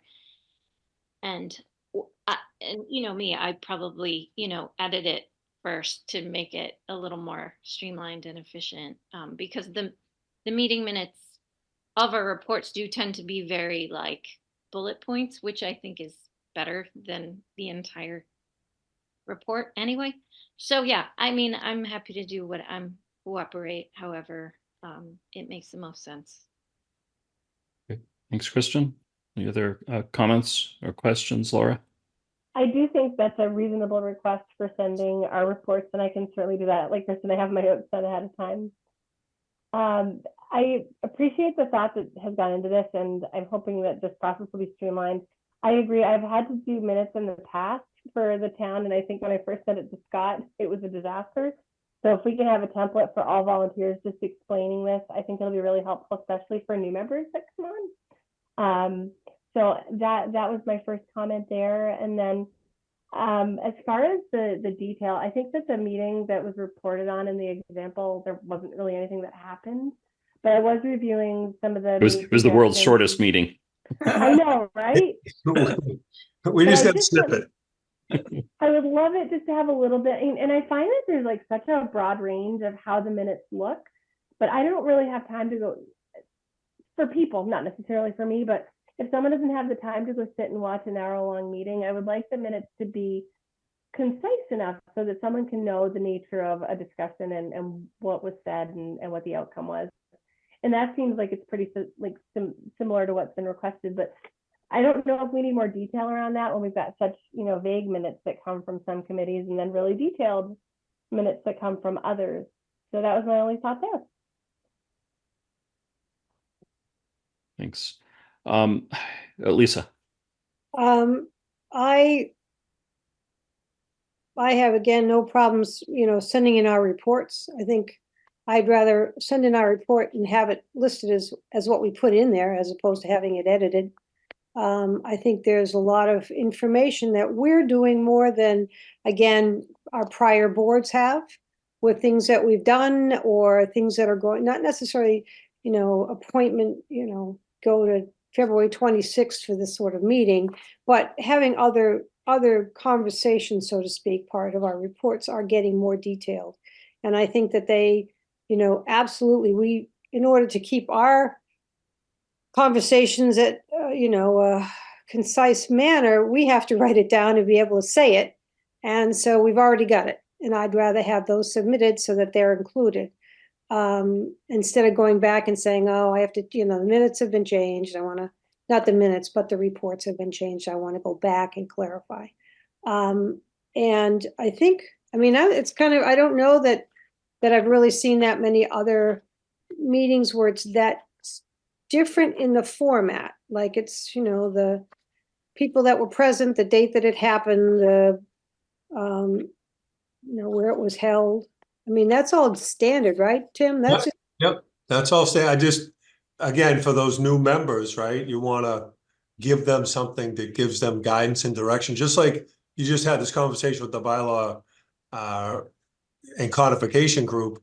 If you have a standard policy that the board says, this is how we'd like to see it. Again, you can't dictate it to an elected board, but it would be nice to have unity amongst, the general public looking at your meeting minutes should look exactly the same as the Recreation Commission. Of course, they're going to say different things, but, the look and feel of it should be Northborough and unique to Northborough. right. Now, I like the consistency. What I agree with Laura too is that, I've been working on putting minutes together, so we remember different things that we said, and going back to a YouTube link is so hard. I spend so much time just trying to find the link, even though I've clicked on it. Then it gets up on YouTube and I have to go through all sorts of rigmarole to try and find the right date. And that's very, very frustrating. Even though I'll go to the agenda and I'll click on that YouTube and it doesn't take me directly to where I need to go. It takes me somewhere else. So You can figure that out, because thank you for telling me that. I need to make a note of it, sorry. So in with that, I think that the body of the minute taking needs to be, like I know we've just gone through it with design review, there needs to be more information on there. I mean, I can put a 60-minute meeting in 2 pages and you can get a good gist of what the meeting was. But in 1 page, which half of it is layout, you can't. You know, as we were seeing some that said as discussed, this was done as discussed, that was done as discussed. But part of the minutes are supposed to be something to refresh your memory if necessary, to be able to go back quickly and get information without having to spend an hour watching a video. So I do think that we do need to make some sort of a, expectation of being able to read minutes and understand what really happened at the meeting. So how do we put that in a policy?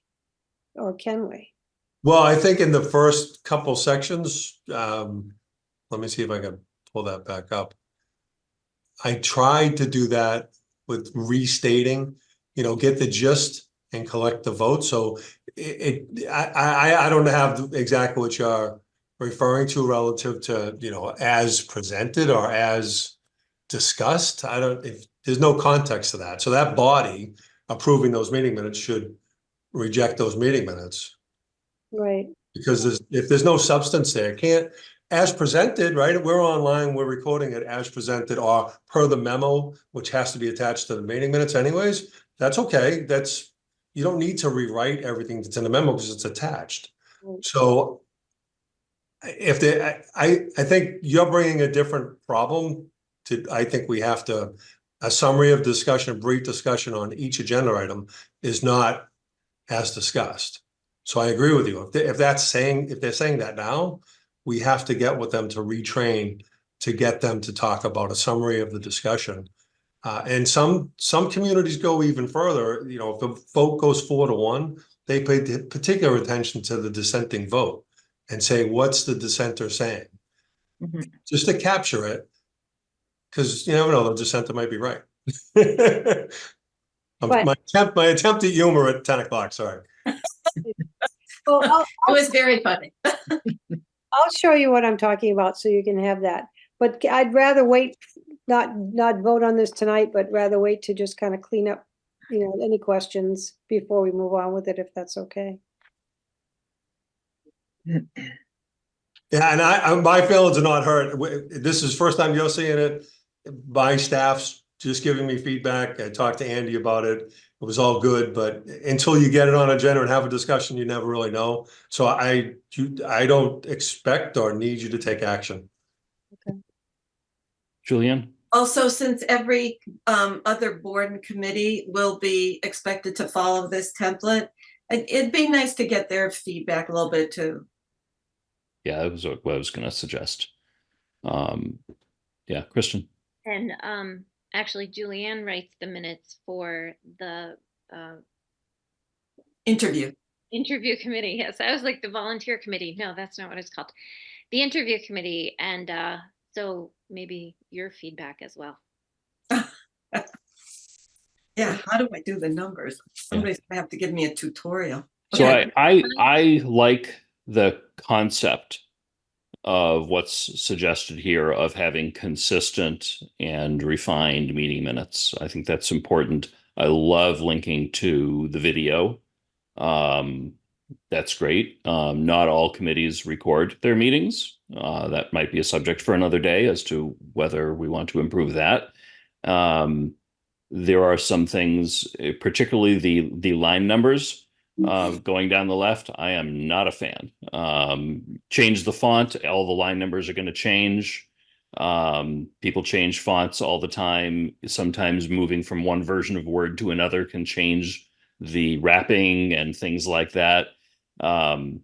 I like the idea of numbering it by paragraph or section or something, some way that you can refer to it. Also, if you edit and insert or delete a word, suddenly all the numbers can go out of whack. So personally, that piece of it I don't like. The biggest thing is I completely agree with Julianne that that we need to seek input from boards and committees that would be affected by this. And honestly, I think we should seek input also from the elected bodies, even though we wouldn't enforce that. They will probably see also the benefit of some consistency and just may have some ideas for ways of making this consistent. So I said at a high level, I really like this. But I think, we should move through and take our time to do it right if we are going to dictate how meeting minutes are done. There's also honestly a part of me that says I don't want to tell every board and committee how to do their work. We trust them to get the work done. But meeting minutes is I could see, there are a lot of benefits of having them consistent. And something I would like to see us consider at some point is, to have a very small number of people that are doing the meeting minutes for all boards and committees, which would also give us a lot of consistency out of that and probably simplify the workflow. That's my input on that. Any other comments or questions? One more comment. I just want to say I think Diane was, because you used to write our minutes for a long time, right, Diane? Didn't you? I did. Became I did. assistant town Yes. administrator. Yeah. And I always thought your minutes were really well done. So if you want to share some expertise or some details about what worked and what didn't with this conversation, I think that makes a lot of sense. Thank you. Yeah, I also think Diane's meeting minutes are excellent, and Linda's are also quite good. I think sometimes our meeting minutes are more verbose than they need to be, and that is every committee and individuals on committees have different opinions on that. I'm of the opinion that meeting minutes should be succinct, items discussed, actions taken, strong opinions shared. And especially when you have a video to go back on, then you go back on that for the full summary of, the full detail of everything. Because it's, Diane, I'm sure you could say, it is really hard to take a 3-minute or 5-minute statement and compress it down to a couple of sentences and have it still be accurate if you're going to, go item by item with what everybody said. It's an impossible task. Right. So that's why I have over time preferred shorter and shorter meeting minutes as long as you meet the basics. When I do meeting minutes, I like bullets for the whole thing. People are probably happy that I don't do the meeting minutes because they would look they would look like bullets all over the place. But I I do like the idea of trying to get to greater consistency across boards and committees. So, my suggestion is, maybe we, try to refine this one more time and then send something out to boards and committees for their input before we consider any action. Does that sound reasonable? I think that sounds We good. can do that. Okay. Sounds good. All right. Very good. Anything else on this item before we continue? Great job, Tim.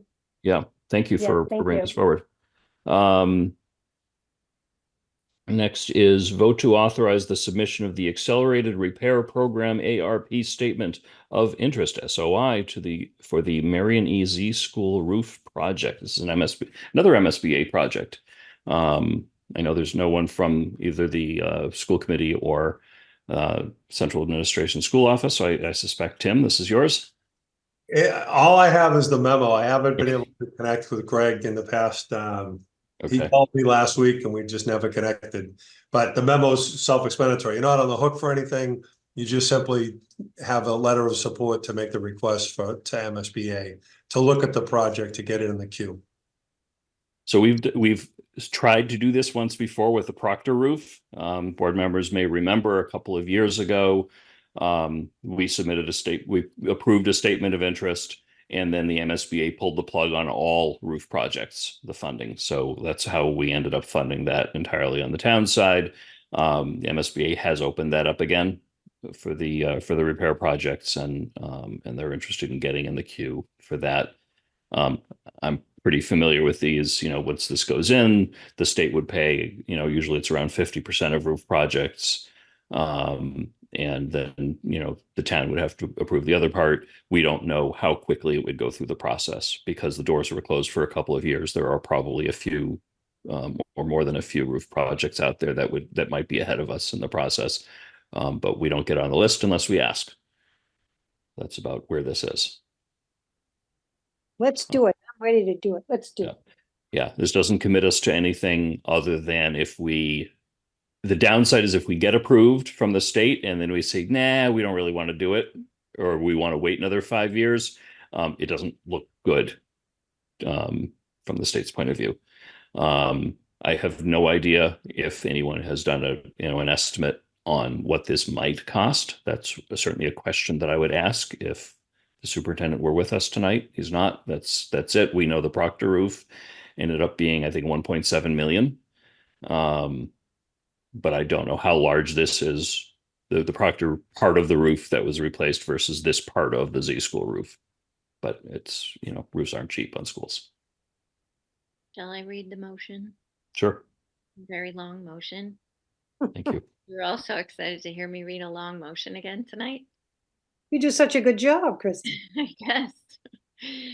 I move the board vote to authorize the school superintendent to submit to the Massachusetts School Building Authority the statement of interest form dated during the month of February in 2024 for the Marianne E.Z. Elementary School located at 33 Howard Street, which describes and explains the following deficiencies and the priority categories for which an application may be submitted to the Massachusetts School Building Authority in the future for replacement of the EPDM and shingled roofing system under priority number 5, and hereby further specifically acknowledges that by submitting this statement of interest form, the Massachusetts School Building Authority in no way guarantees the acceptance or the approval of such an application, the awarding of a grant, or any other funding commitment from the Massachusetts School Building Authority, or commits the town of Northborough to filing an application for funding with the Massachusetts School Building Authority. Second. Okay, motion been made by Kristen, seconded by Laura. Any other discussion? All those in favor, Kristen? Aye. Laura? Aye. Julianne? Aye. Lisa? Aye. I also vote aye. Vote is unanimous in favor. Congratulations to the school department on moving this one forward. Next up, we have execution of election warrant for the March 5, 2024 presidential primaries. Tim, do you want to just tell us what we're doing here, although it's kind of obvious? You don't need me for this. It's Yeah. it's a We're primary. required by law to do it. You're required to sign it. I can't help you. Yeah. No discussion. Laura? My only comment is that if we can continue to look at other voting locations, I'm really not fond of the idea of voting taking place at Melican. And the more that I've thought about it, there's just too many loopholes in that plan. And so I just wanted to make sure that that was noted for today. Appreciate that. Yeah, we had that conversation obviously a few months back. And I hope that we'll be able to improve that in the near future. Probably not the very near future. It would probably be sometime after calendar year 2024. It sounded like from the discussion with Andy. Yeah, thank you. Yep. Okay. Appreciate that. Lisa? Going to work on taking it out of the schools. Is that right? Yeah. I think he was going to, look on as to ways of yeah, finding alternate locations, which might be multiple locations. Well, we've done that in the past, but I think there's such a strong desire to get it out of the schools that I think it's about time we did our best. Yep. Yeah. Again, I anticipate that that we'll hear from Andy. You know, we'll schedule that for you know, probably in the fall after the fall election, because Andy had said that, you know, we wouldn't be able to make any changes by then. Hopefully he'd have something in place. Yeah. All right. Is there a motion? Mr. Chair, I move the board vote to execute the election warrant for the March 5th, 2024 presidential primaries. Second. Motion made by Julianne, seconded by Kristen. Any other discussion? All those in favor, Julianne? Aye. Kristen? Aye. Lisa? Aye. Laura? Aye. I also vote aye. Vote is unanimous in favor. The election warrant is approved. And next up, we have reports. Let's see. Laura, any reports tonight? I will be really quick. I attended the Community Preservation Committee meeting 2 weeks ago. They discussed 432 in great detail. They had really great points on both sides of the decision. So I'm grateful for all the thought that they put into that. I wanted to highlight that the police put a post up. There was a grandparent scam. If anyone is experiencing any odd phone calls with, you know, desperate needs from family, please either call the police, contact your bank, contact someone before you go and take money out.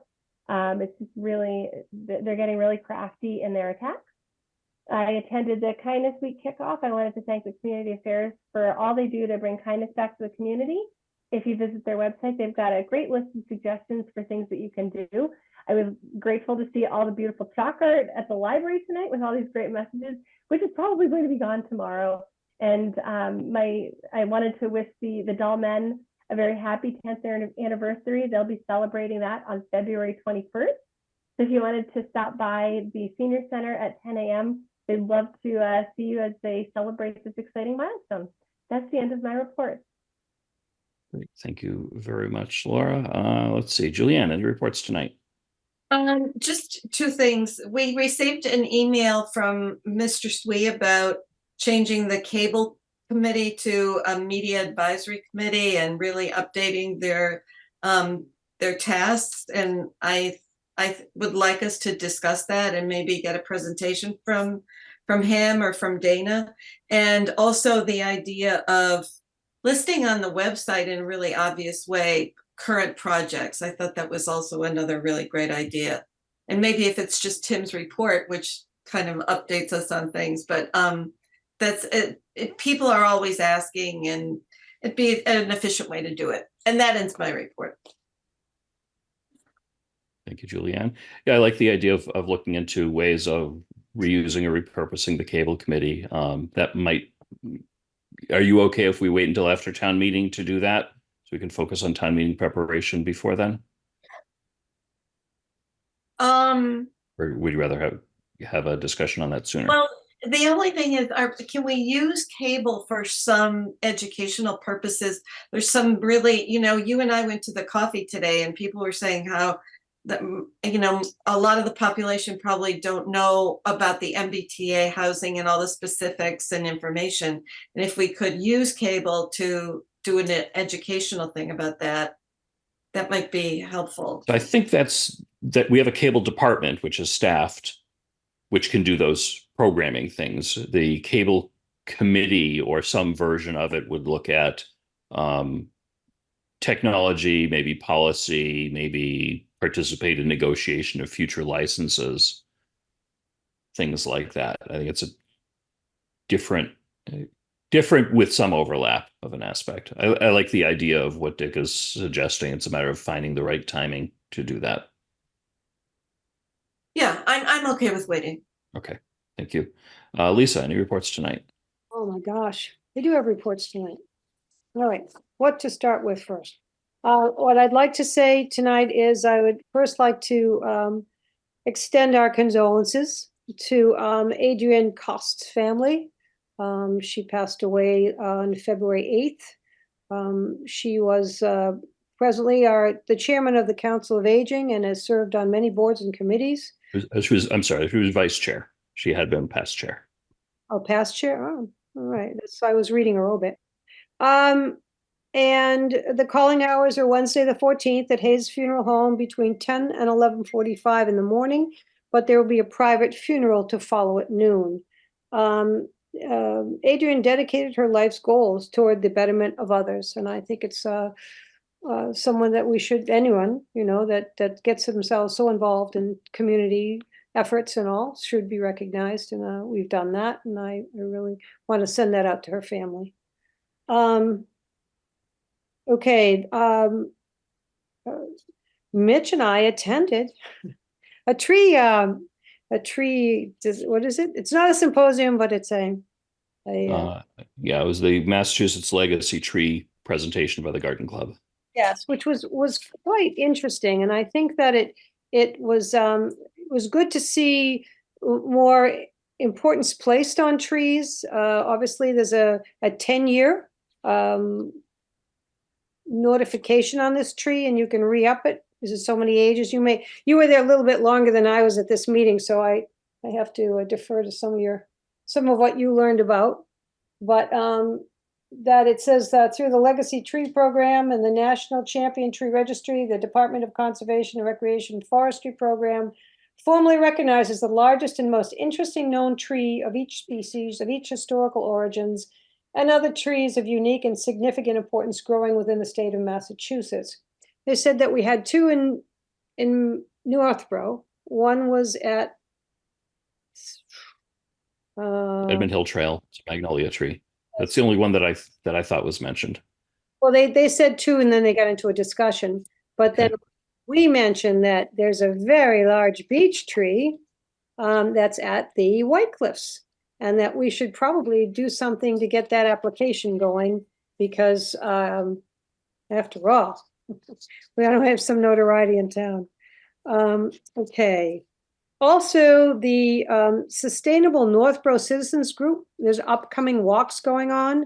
And Jean Cahill had sent a notification out to everybody actually on the email today. And it says the series invites community members to learn from the regional organizations with expertise in water and land management from local leaders. First walk focuses on the scenic downtown riverfront of the Assabet River, touring the dams and the reservoirs along Hudson Street, which is scheduled for February 23rd. That's Friday at 1:30 p.m. It's limited to 20 people. There is an RSVP. I've already RSVP'd, but we've been talking about doing something with our waterways, and part of that being our economic development and having waterways and recreation to kind of bring more more importance into the town. And I also I went to the water and sewer meeting, and they were discussing the dam that we're going to be opening up in Shrewsbury. And at the end of that discussion, I had asked Scott Charpentier, the DPW director, about the dam that was at Bartlett Pond. And I was told that that dam has been damaged and it can't be raised, the water level can't be raised or lowered. And that was something that a neighbor had told me about, Laura's father, as a matter of fact, that they used to control the vegetation by raising, by lowering the water in the fall and raising it in the spring, and that hadn't been done for a while. And we have put money aside to take care of cleaning that pond a few times. I'd like to know what the disposition is. One year it was too late, another year it was too early, but we did put money aside for town meeting, and I'd like to know what was actually used and if we're going to have it done this year, because that pond really could use a lot of work to clean it up. Okay. The other thing I'd like to bring up is that last week, or our last meeting, Julianne had a report on our responsibility for replacing shade trees in the town. And I don't believe it. We've replaced one shade tree in all the trees we've cut down in decades. Can't hold me to that, but I know I've been here for 20 years, so I haven't seen that. And I'd like to be able to, maybe at our next meeting, get all the information that we need to put together to be able to put maybe $8,000 to $10,000 of our money aside to a tree replacement fund so that we can start doing something with that and having a program together so that we can make a presentation for that. Okay. Lisa, I'm sorry to interrupt you. If specific item for ARPA, I'm not sure I understand that well enough to schedule that. Maybe you could put that in an email form. Yeah, we were discussing the possibility, how to put it together, because I think, and going down all the different things that have been in ARPA, this was one of the things that people had been asking for. Okay, the next question I have is whatever happened with complete streets? In 2022, Northborough had a presentation. Megan McDevitt, who's a project manager with Woodland and Curran, said the complete street is when a road has been designed and operated to encompass all internal modes, all alternative modes of transportation for all ages and abilities. And that these streets are designed to think of safety, health, economics, and different things that make your community more livable. Back in August of 22, the town launched a survey to gauge feedback from the residents on both prioritizing projects and identifying future projects. According to the planning director, Lori Connors, the overwhelming response from residents identified pedestrian and bike network connections as the most important type of eligible project. It constituted 49.4% of results. The residents said the top impediment to walking was lack of sidewalks and sidewalks that link neighborhoods to downtown Northborough. Commercial areas, parks, and playgrounds were among the pedestrian amenities highest rated as most needed. And she's quoted as saying, people wanted sidewalks that actually go somewhere. So this is now February of 2024. I don't believe we've even seen a sidewalk go in. I don't think that the engineering has been done to do any of that. We were told that of the $500,000 or maybe $400,000, that was the next level that we were supposed to be working on. The staff at this time presented a list of 25 proposed projects throughout Northborough. So I'd like to know how we can get this back on track and start working on that. So that's something that, I don't know, your recommendations on how we should do that, Mitch. Yeah, no, I will ask Tim to speak with Lori Connors to see if we can get even just a memo update as far as where we are with complete streets and see whether it is ready for any board decisions or actions. Okay, so I can submit this to you, Tim, too, so you can see that. This was an article that I actually took out of the Community Advocate. It's quite easy with all the information. Okay, and okay, my last question, just what do you want to call it?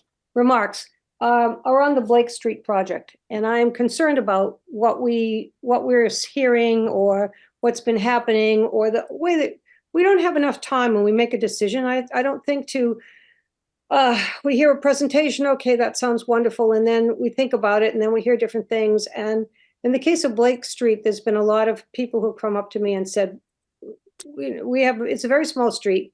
Why are we trying to make it Newberry Street? What's going to happen? I even heard the trees were going to be cut down, and I want to put a hold in it until we can get some more information. It was pretty vague. I asked to speak to Lori about it. She told me not to worry about it. So I wanted to make a meeting with her and Tim to talk further about what was going to be going on there. First off, I don't want any trees cut until such time as there's actually going to be something done. We've seen too often that trees just get cut down and then the project sits there for years. And it looks awful. It's not good for the environment. And I don't want to see that happen down here on Blake Street. So we've approved the money for design. We have not been presented or approved any money for construction. So I wouldn't anticipate there, relative to anything that we've approved, there to be any trees cut down. Well, I hope not. But as I say, I really need to get some more information on it. I'm not comfortable with the, it's very vague. And My suggestion is set up a meeting with Tim and Lori and try to work through those questions. Thank you. And we have some new volunteers, which I'm very excited about. We got I think 6 new people that came on board, and we're always looking for new people. So thank you for those of you who have volunteered, and if you've stayed long enough to watch the meeting, come on and sign up. We need more bodies. Thank you, and that's the end of my reports. Thanks, Lisa. Christian, any reports tonight? Hi, yeah, thank you. So the Northborough Police Department just recently formally received its 7th consecutive accreditation award. And this is a big deal because not all police departments in Massachusetts have this accreditation.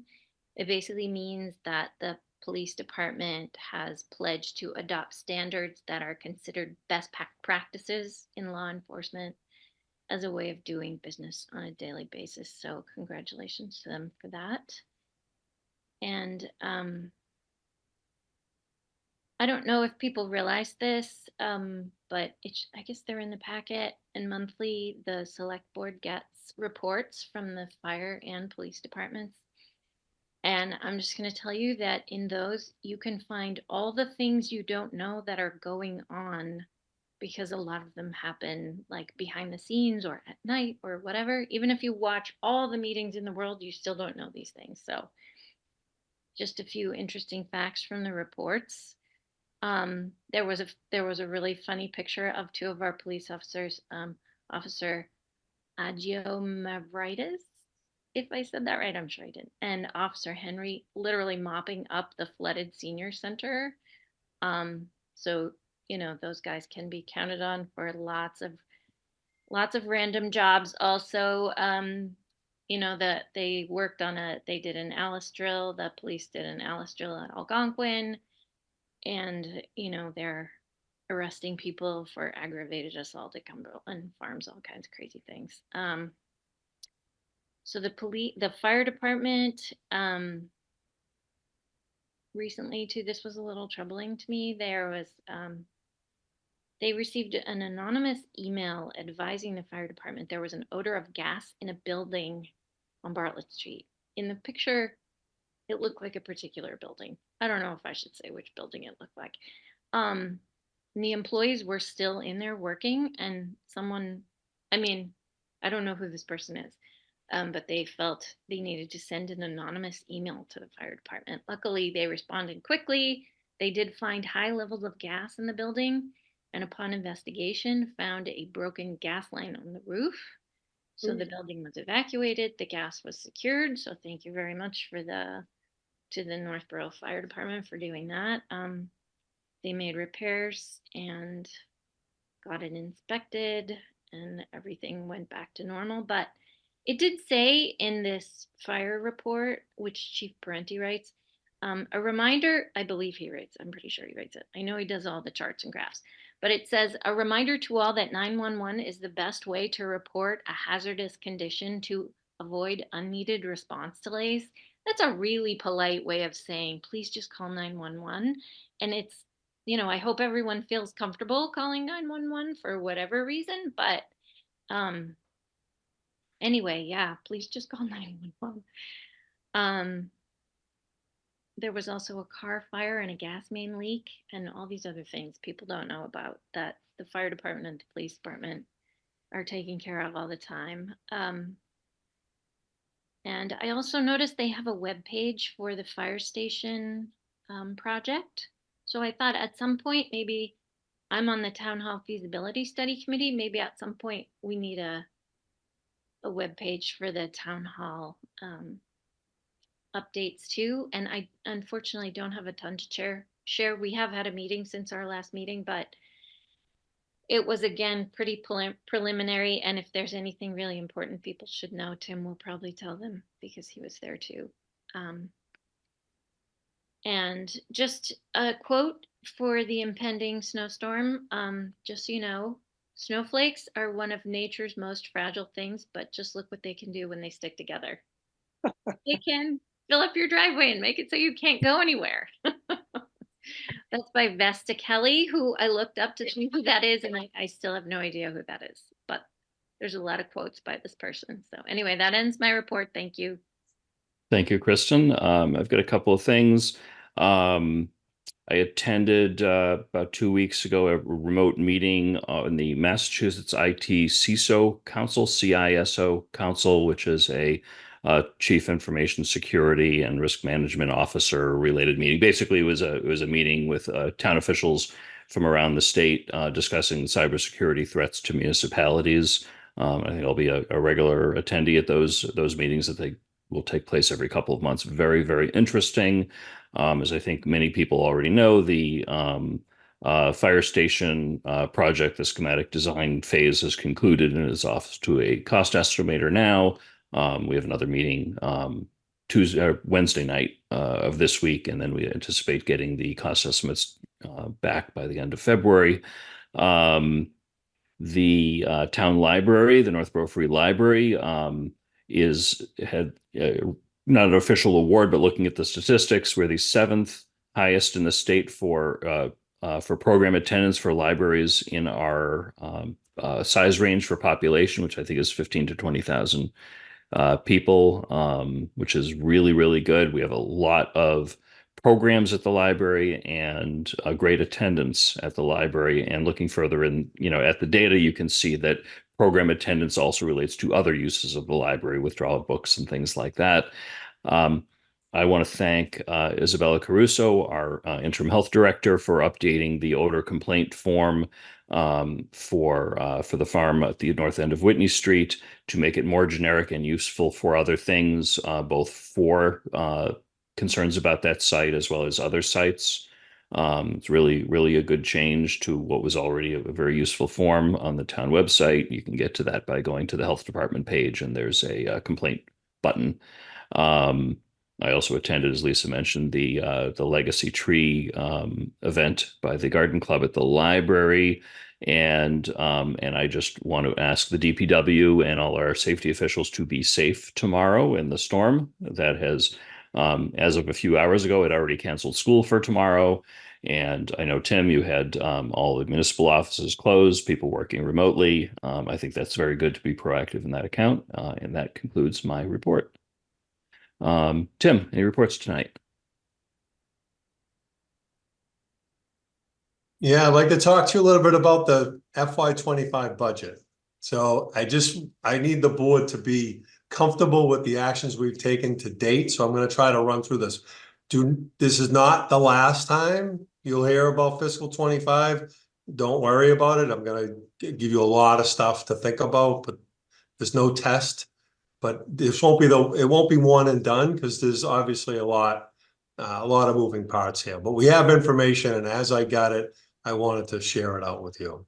So back in January, we asked department heads to submit budgets for what they need to run their departments. I can tell you that, every department that I met with, there's not a lot of excess room in their budgets. There's no fat, either in the 24 budget or in their request for 25.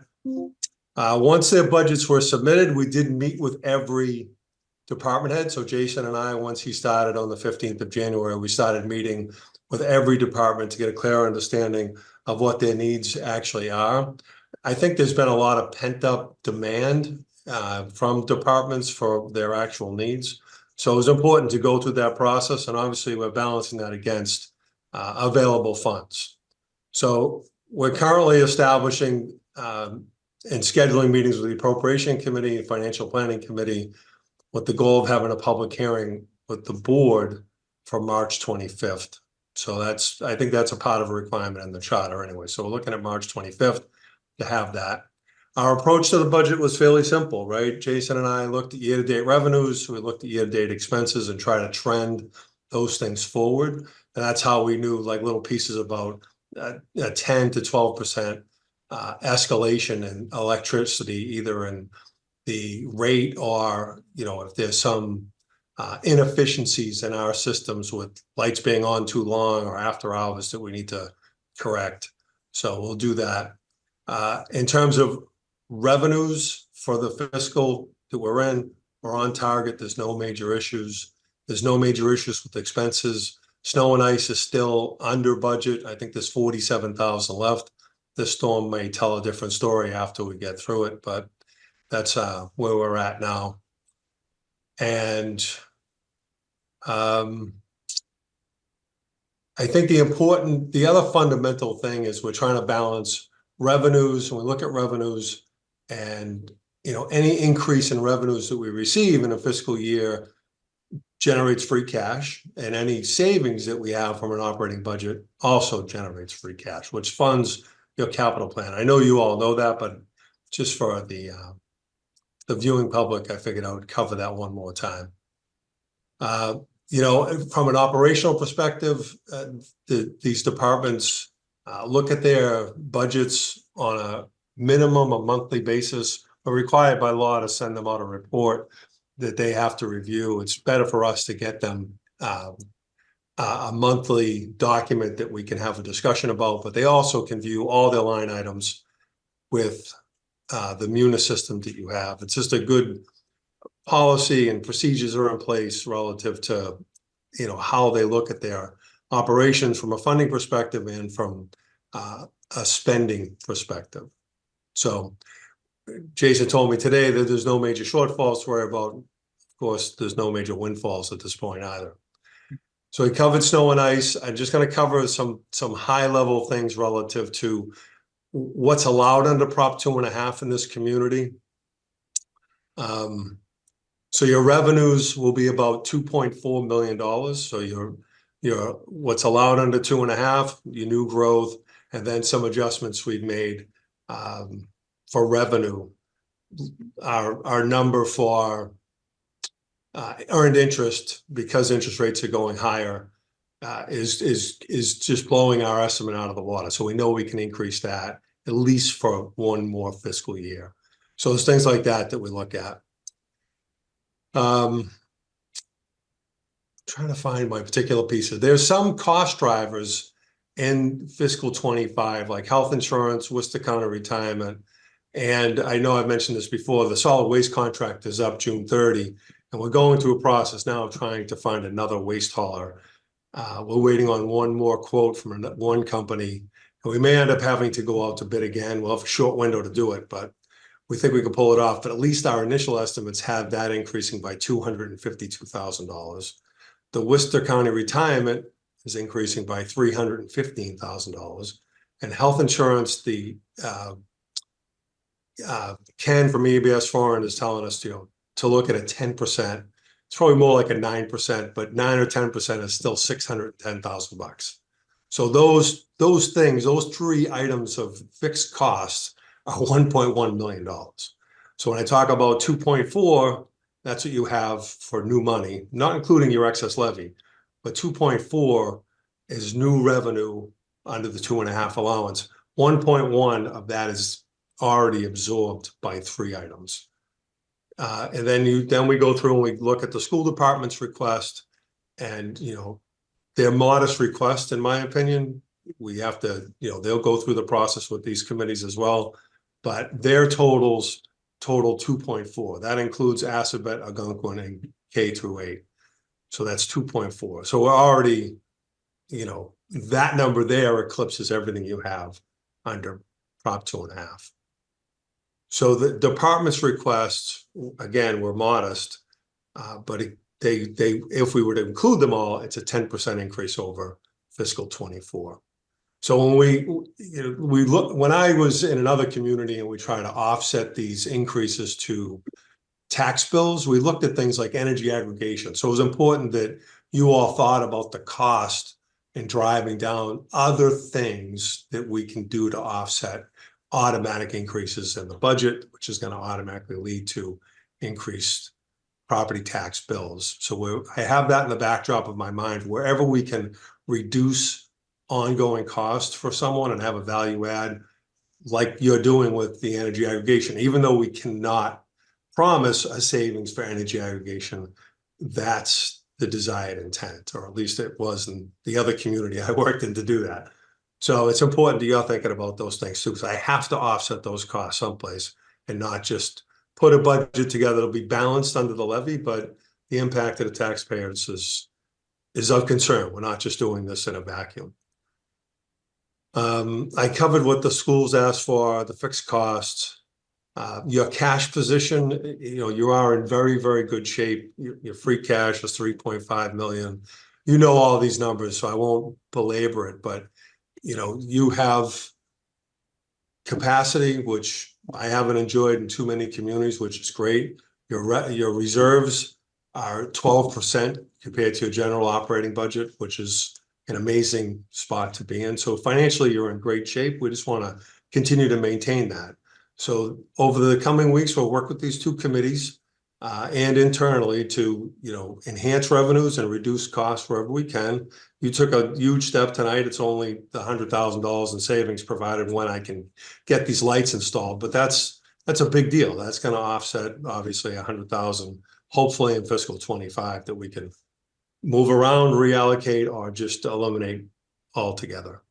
But I wanted to give you a sense that, between Jason and I and the committees and staff, we take the budget very seriously, and we take the fact that there's going to be an impact to the taxpayer, and we don't take that lightly, and we want to minimize that impact as much as possible. So that's my 7-minute presentation on the budget. It's not the last, and there's more to come. Great. Thank you, Tim. Does that conclude your report? It does. Okay. That was a very substantive report, of course. Diane, any reports from you tonight? Not tonight, thank you. Okay. Thank you very much. Concludes that. Next, we have a cemetery deed number 1183. Is there a motion? There is a motion. Just have to find the motion. I move the board to vote to execute cemetery deed 1183. Second. Motion made by Lisa, seconded by Julianne. All those in any discussion? All those in favor, Lisa? Aye. Julianne? Aye. Kristen? Aye. Laura? Aye. I also vote aye. Vote is unanimous in favor. Deed is approved. Is there any other business for us tonight? Oh boy, lots of things. Lisa? Just real quick, and I forgot to say this in my reports. One of the things I found wonderful with the police report this month, was that they had a full photograph of the entire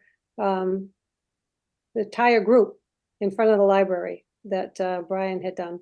Mhm. And I think it would be great if we were to do that with all the departments and put their pictures up on our wall in the town hall and also in the annual report as they used to do.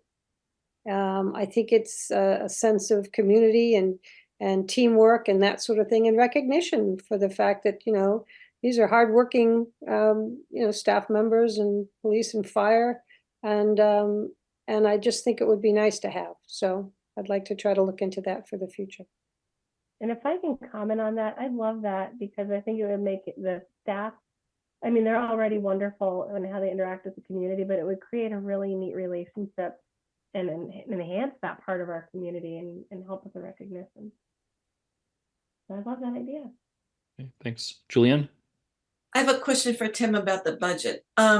There's been a lot of support for adding police officers. Was that discussed in the budget? It was discussed outside of the budget because it was a transition between two chiefs at the time I was making the request. Oh.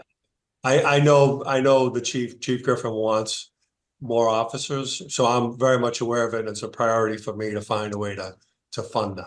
I just want to set the expectation because a lot of, well, I guess I'm making an assumption about where you're hearing the support is relative to around traffic.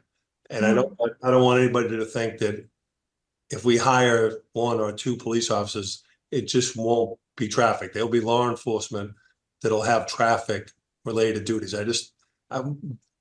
Griffin and I met Friday and we talked about, and we looked at the parking situation for the trucks off of Bartlett, trying to find a solution.